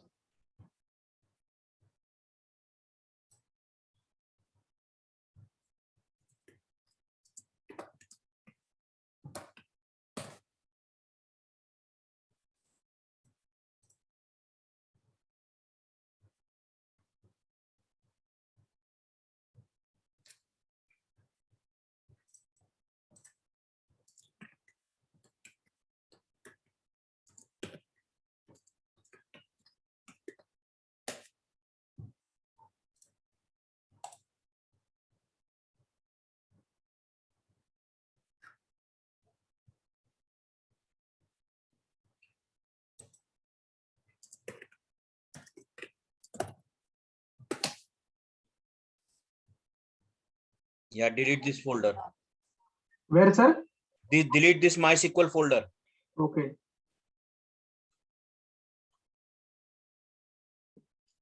Delete, yes. Continue.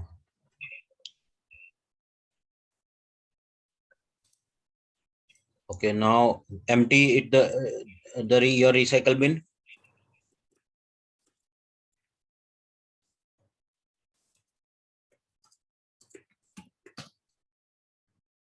Yes, now install it again. Okay, sir.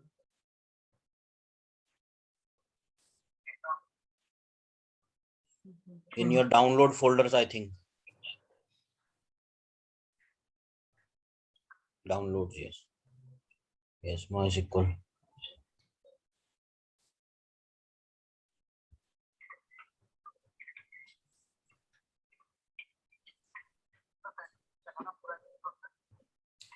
हाँ वही कर रहा है.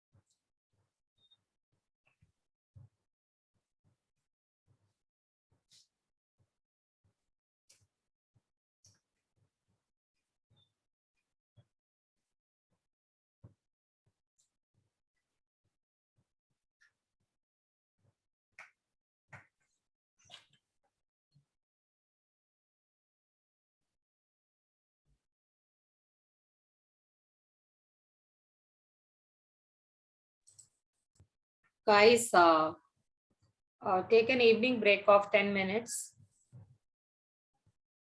4:30, I at least will start the presentation by 4:30. Those who are pending and you want to give the presentation, get ready at 4:30.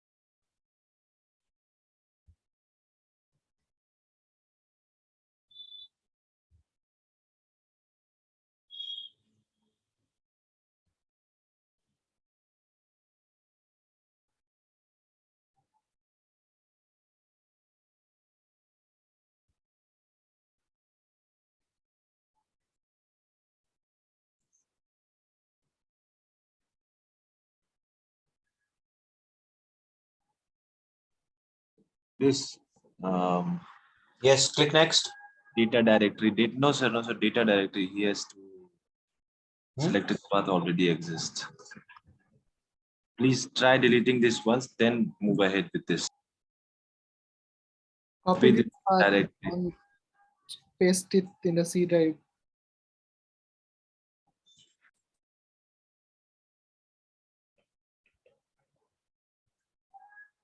Open your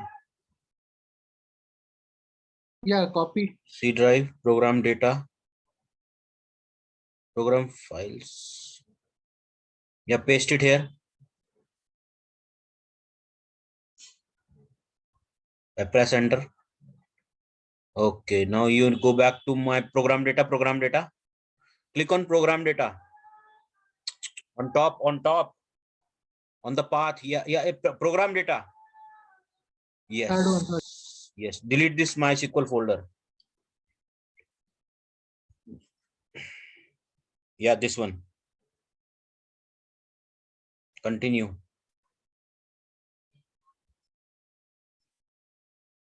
Try again. Go to that installation. Go to the installation. Yes. Click back. No, just yes. Cancel it. Yeah. Close it. Yeah. Now try again. Okay. Now close this. Now start the installation again.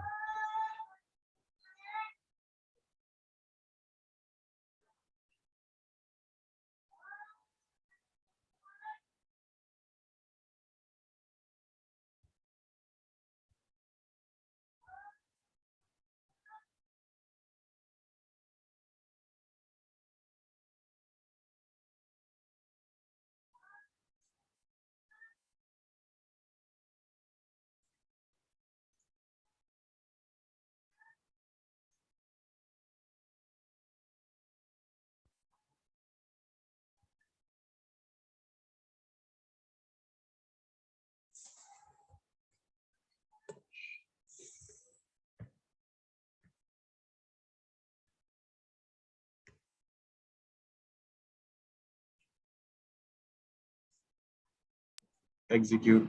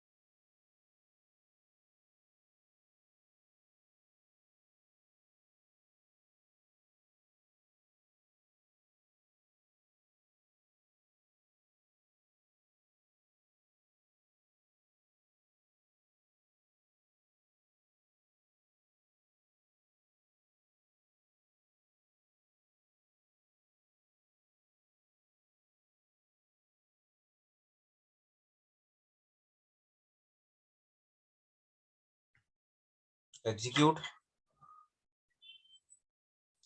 Yeah, execute it.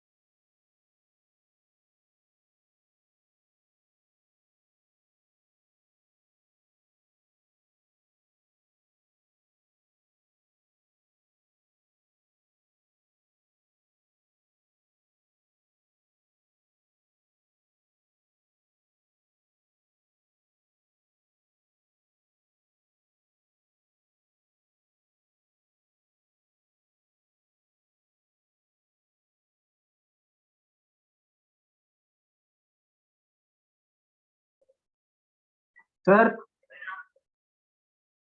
excuse me, sir.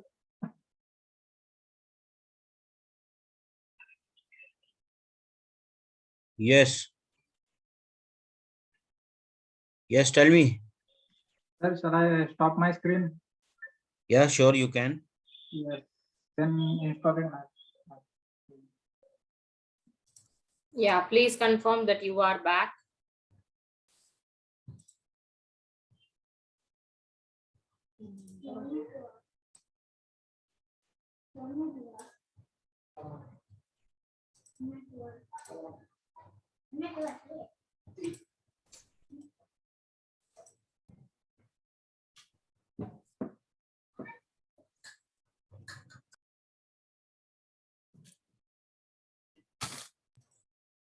Akash, Dipesh, Gaurav, Harshad, Joel, Kudus, Praveen, Swapnil, Vivek, please confirm.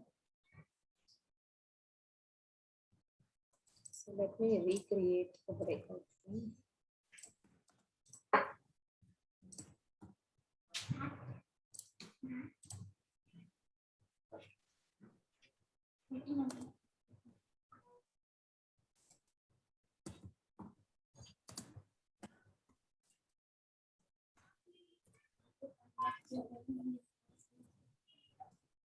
Dipesh, Gaurav, Praveen. Khuddus, ma'am, check Khuddus. Khuddus, are you there? No, he responded. He raised a hand. Yes, sir, I'm here. But where were you when we were installing? I called your name two times, 3 times. Sir, I have told you no, I have to go to the bank. Okay.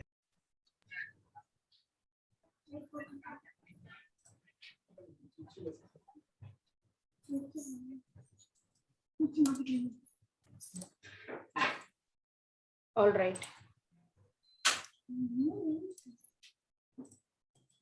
Whose project is pending? Raise your hand.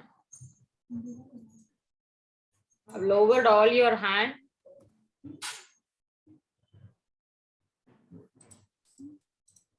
Let me check with the list.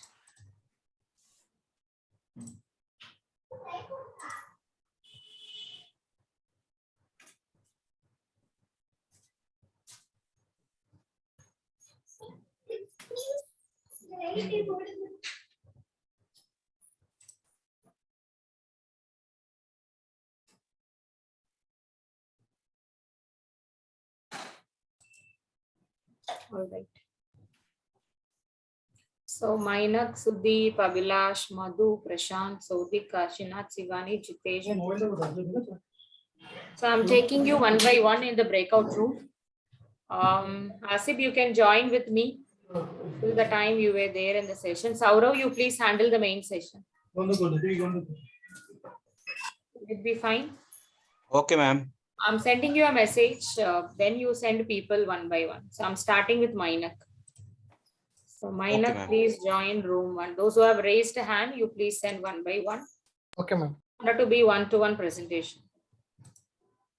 Please join room 1. Hasif, requesting you to join room 1. Room 1, is it, Sangeeta?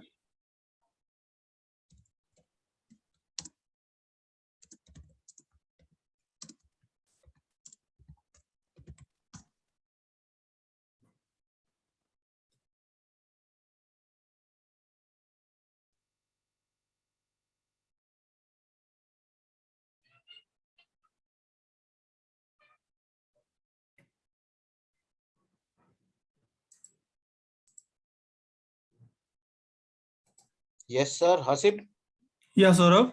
join room 1. Okay.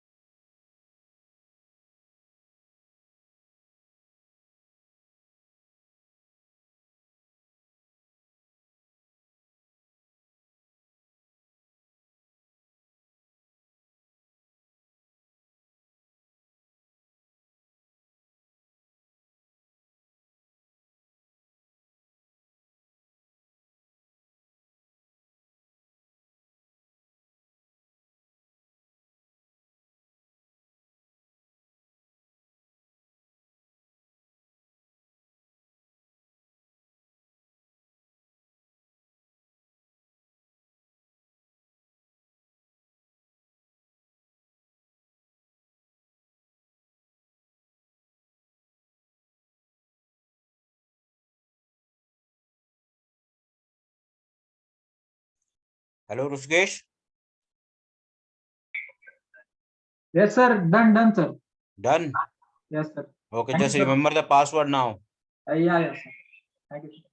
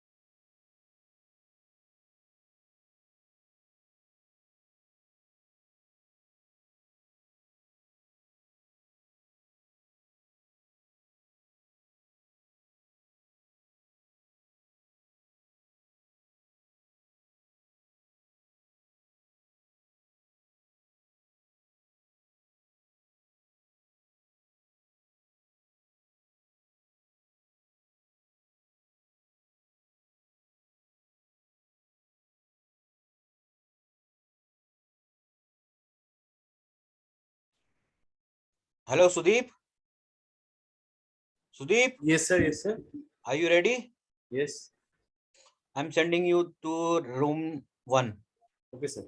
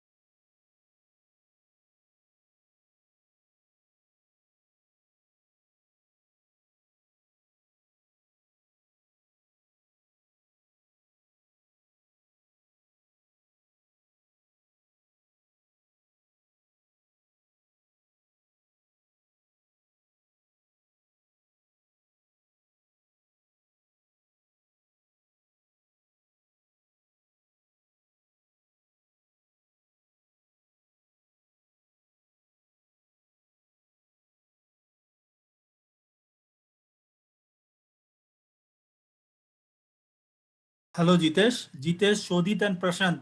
You please join Yes, me sir. in room number. Yes, sir. Yeah, Jitesh, Shodhit, and Yes. Prashant. You please join me in room number 2. Okay. Okay, sir. Yes. Yeah, 1 second. I'll assign you.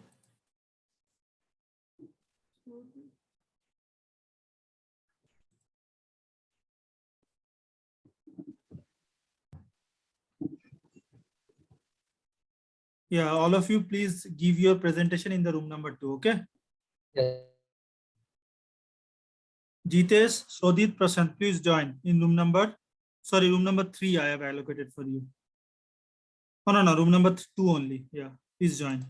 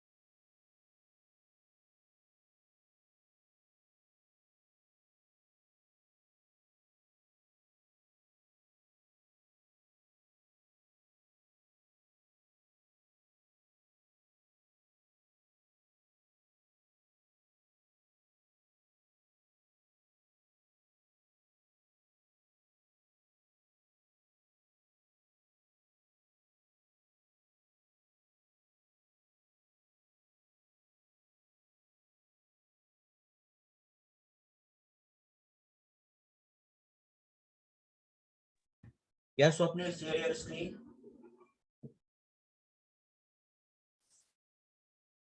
Yes, sir.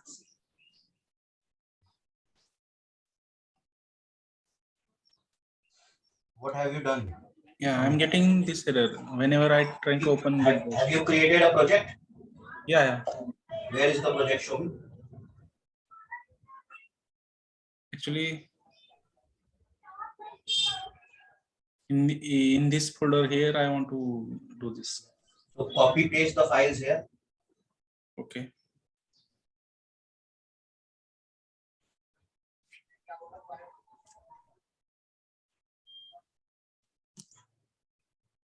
Now right click here. I will close this first. No problem.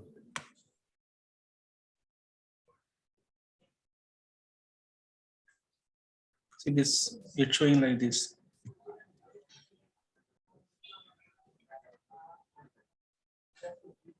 Restart your computer. What, sir? Restart your computer. Okay. I will restart it. I will restart and then connect again. Okay. Yeah, sure.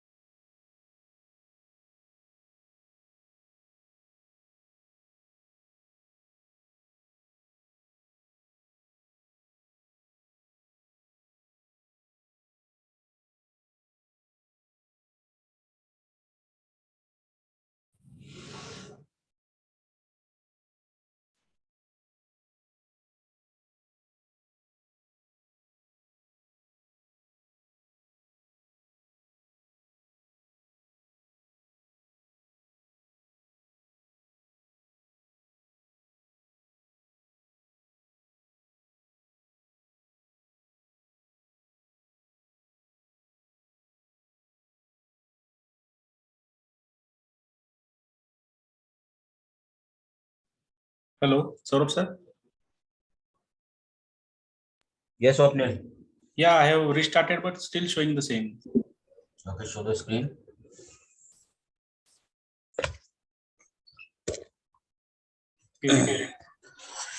Okay.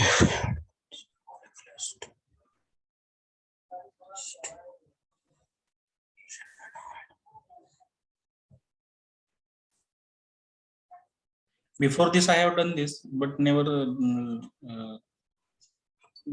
happened like this.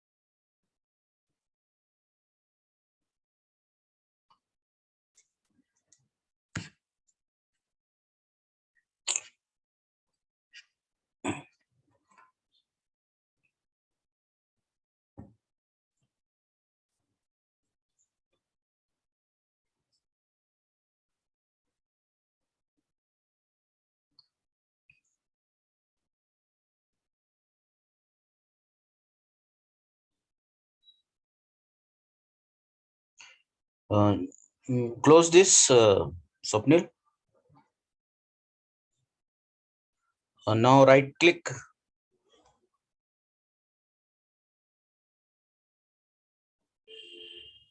Right click on git bash. Can you do? No. Can you copy this? Entire code, enter this. Yeah. Okay.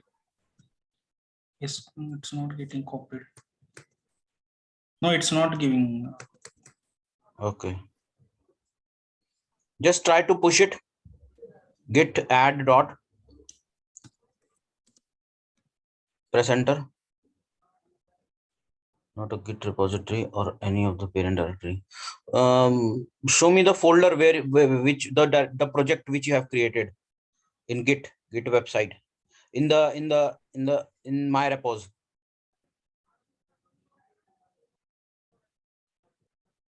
It's not ma'am shared. No? This we don't create it. You have to create it. Not in coding. Not in coding. My repos. Okay. Yeah, here you have to go to project, your project, create a new project, click on new project. Class, look at this carefully, how you upload the codes when you don't have the repository or when you don't have the boilerplate code. So create a blank project. Now put the project name here. Copy it from the directory. Copy it from that. No, it is course 6.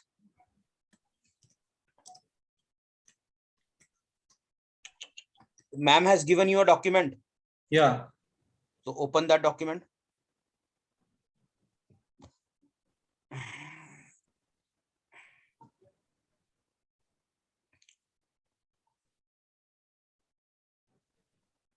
Yeah, go up. Yeah, this is the one, Standard Bank. Yeah. Go down. Go down. Yeah, here it is written. Here. Create a new repository name. This, copy this. Yeah, copy this. This one only, no? Yeah, Standard Bank. Yeah, copy this. Paste it there.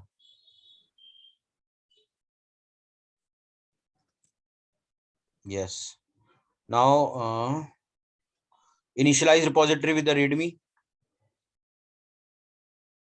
Create project.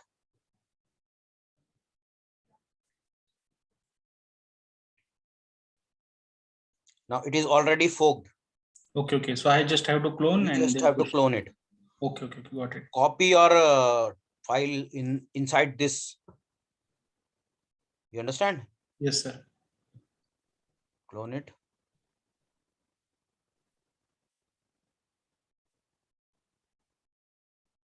Not inside this, just outside database, just inside database. Yes. Right click. Open terminal. Some more. Git bash here. This error is coming again. Git. Right. Git clone. Space. Paste the URL. Press enter. Okay. Now see, you have the folder now. Yeah. You have the directory. Close this. Yeah. I should have to paste inside this. No? Yes, inside this standard bank one. Okay. Copy this.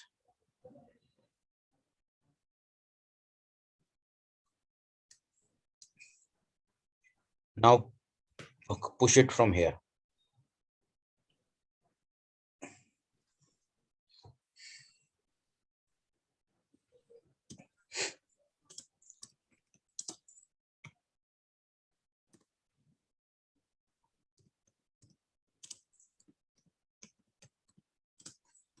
Git commit -m space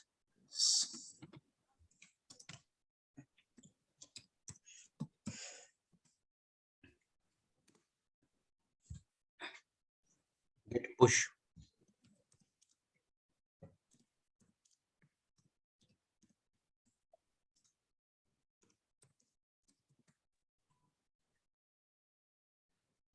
Is it in?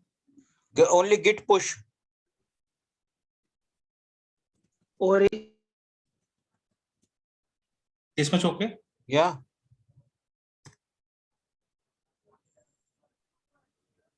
Now go to that URL. Which one? The my repos. Yeah. Refresh it. And you can see that your solution is added. Yes, yes, yes, yes. Now give the rights to add all three. Yes.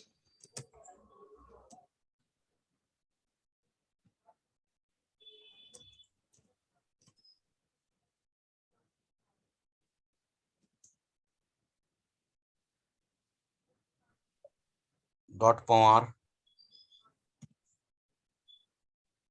Yeah, that is me. Yes. And Hasib.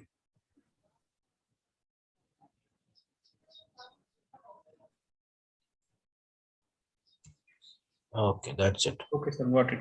Okay. Thank you, sir. But if you can take a screenshot of the error and send it to me on, I'll check it out later. Okay, sir. Take a screenshot of that error and send it to me. Okay, I'll sir. check it out later. I found some solutions, but they are too much time taking. Okay, sir. Okay. Okay. Thank you. No problem.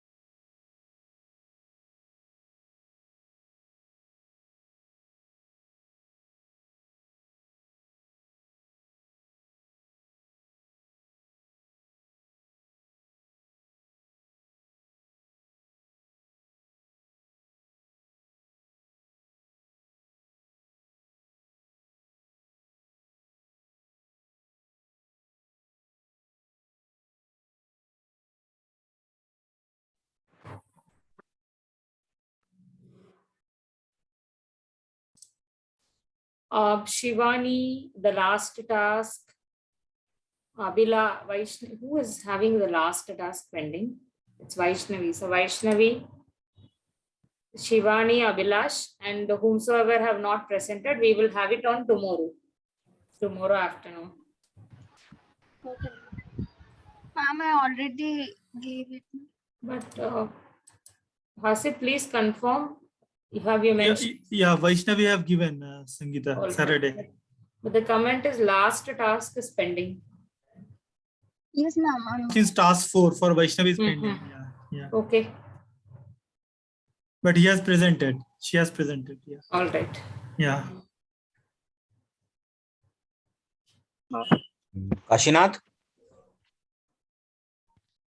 Yes, sir. Kashinath? Yes, sir. Have you added the No, sir. file? Like I have created the file. Yeah, but add that file to that. Like I The have changed SSH the file. lab. Yes, sir. The SSH file you need to add to your MyRepos website. Yes, sir. Like I have created there only. Like, Okay. Still you are getting the error. Yes, sir. Like it is not. Show me the screen.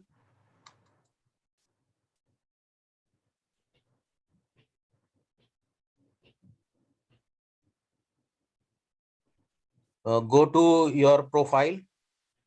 Right side top corner. Yes. Click. No, not this. Click on that. Yes. Now go to preferences. Edit profile. Oh, sorry, edit profile. Yeah. Yeah. Go to SSH key, left hand side. Go down. Okay, see, only one key is added. Which one is this? The old laptop or the new laptop? The old one, sir. So you have to add the new here, na? Yes, sir. I forgot that, sir. How to add? Huh? Don't delete this one. Don't delete this one. Yes, sir. Just add the new laptop key here. Have you created the key? No, sir. To create the key, go to open command prompt.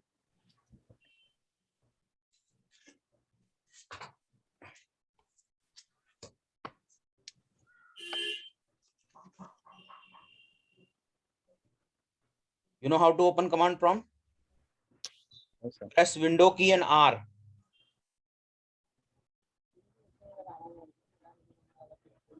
Kashinath? Yes, sir. Press window key and R. Yes, sir. Have you pressed? Yes, sir. I have. Put right CMD there. Yes, sir. Where is your command prompt? 1 second, sir. Like it is loading.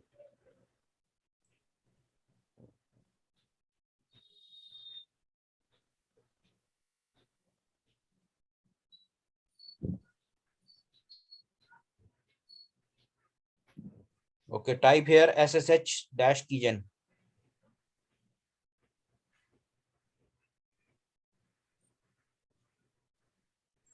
Press enter. Enter. Yeah, enter. Yes. Enter again. I think. Enter. Keep on entering. Yeah. Okay. It is created. Go to C drive. Or no, your user folder, Kashinath.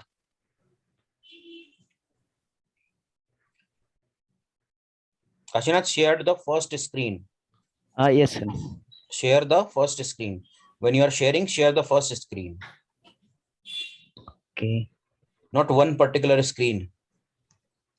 Close this and share again.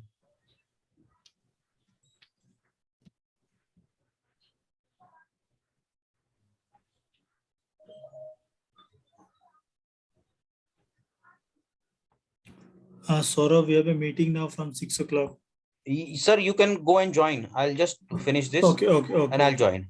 Okay, fine. No. Go to user, the second last folder, user, Kashinath, and the third folder, ssh.ssh. Now this has two keys. Yes, sir. The notepad one? Sir, are you there? Yeah, I'm there. Yes. Sir, which one is the Say which second key? one. Second Public. one, na? Second one. Open it. Copy this. Go to the website again. Yeah, paste it here. Add key.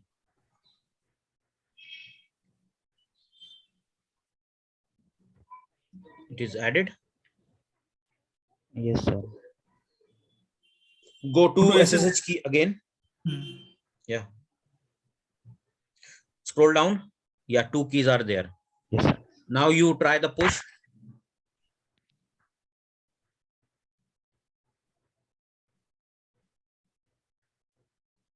You have to create. Have you created the folder first? Yes, the sir. Directory, the project. Yes, sir.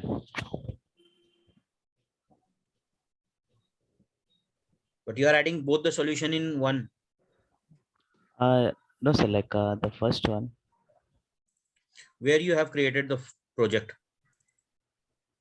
Yeah. Your project. Click on your project.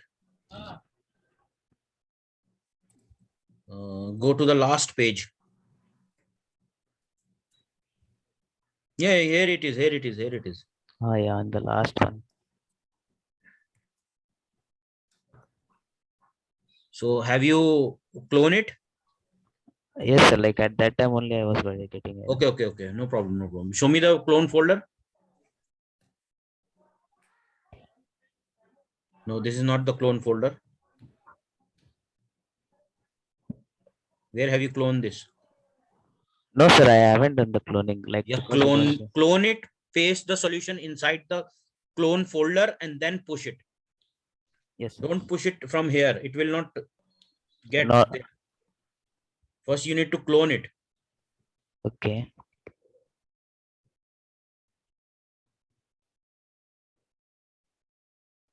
Paste. Yeah, remove this. Remove the last and go back.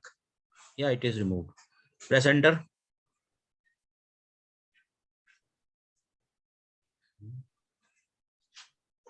Repository.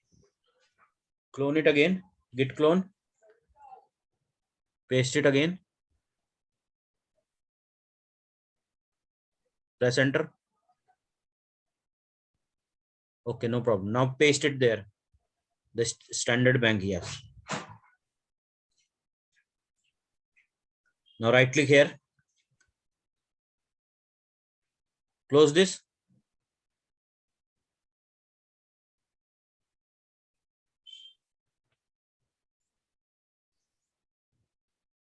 Git add.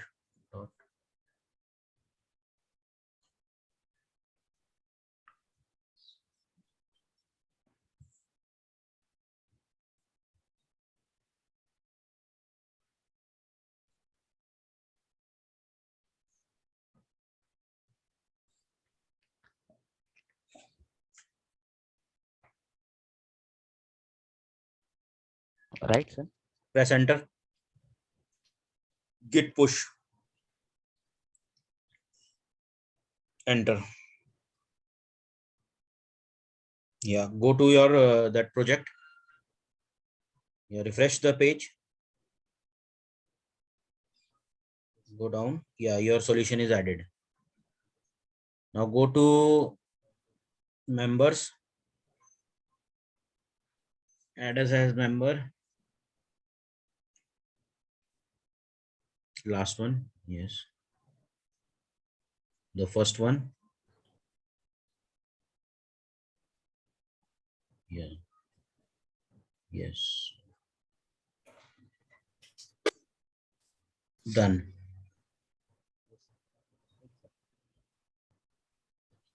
Okay. Yes, sir. Thank you. No problem. This You should can be stop. the last time for everyone. How many days you want us to do all these forking, adding, pushing process? Ma'am, actually he changed the computer. That's fine. Saurav sir is so patient in dealing with you all. But if I am in this situation, I'll say, watch, check my commands and do the same. Guys, lot more are there, more way to go. These are all simple things. Try to crack and do by yourself. You should thank Saurav sir for repeating the steps again. Saurav, anything more you have at your side? Shall we close? Yes, ma'am. Yes, ma'am. Fine, guys. Tomorrow we will continue with second sprint of MySQL. Those who are having project presentation pending, we will have it on tomorrow. Thanks, Saurav. Thanks, everyone. Thank you, Bye all. ma'am. Thank you all. Bye. Thank you, sir. Thank you, Thank you, ma'am. Hasib sir. Thank you, sir. Thank you, ma'am. Bye.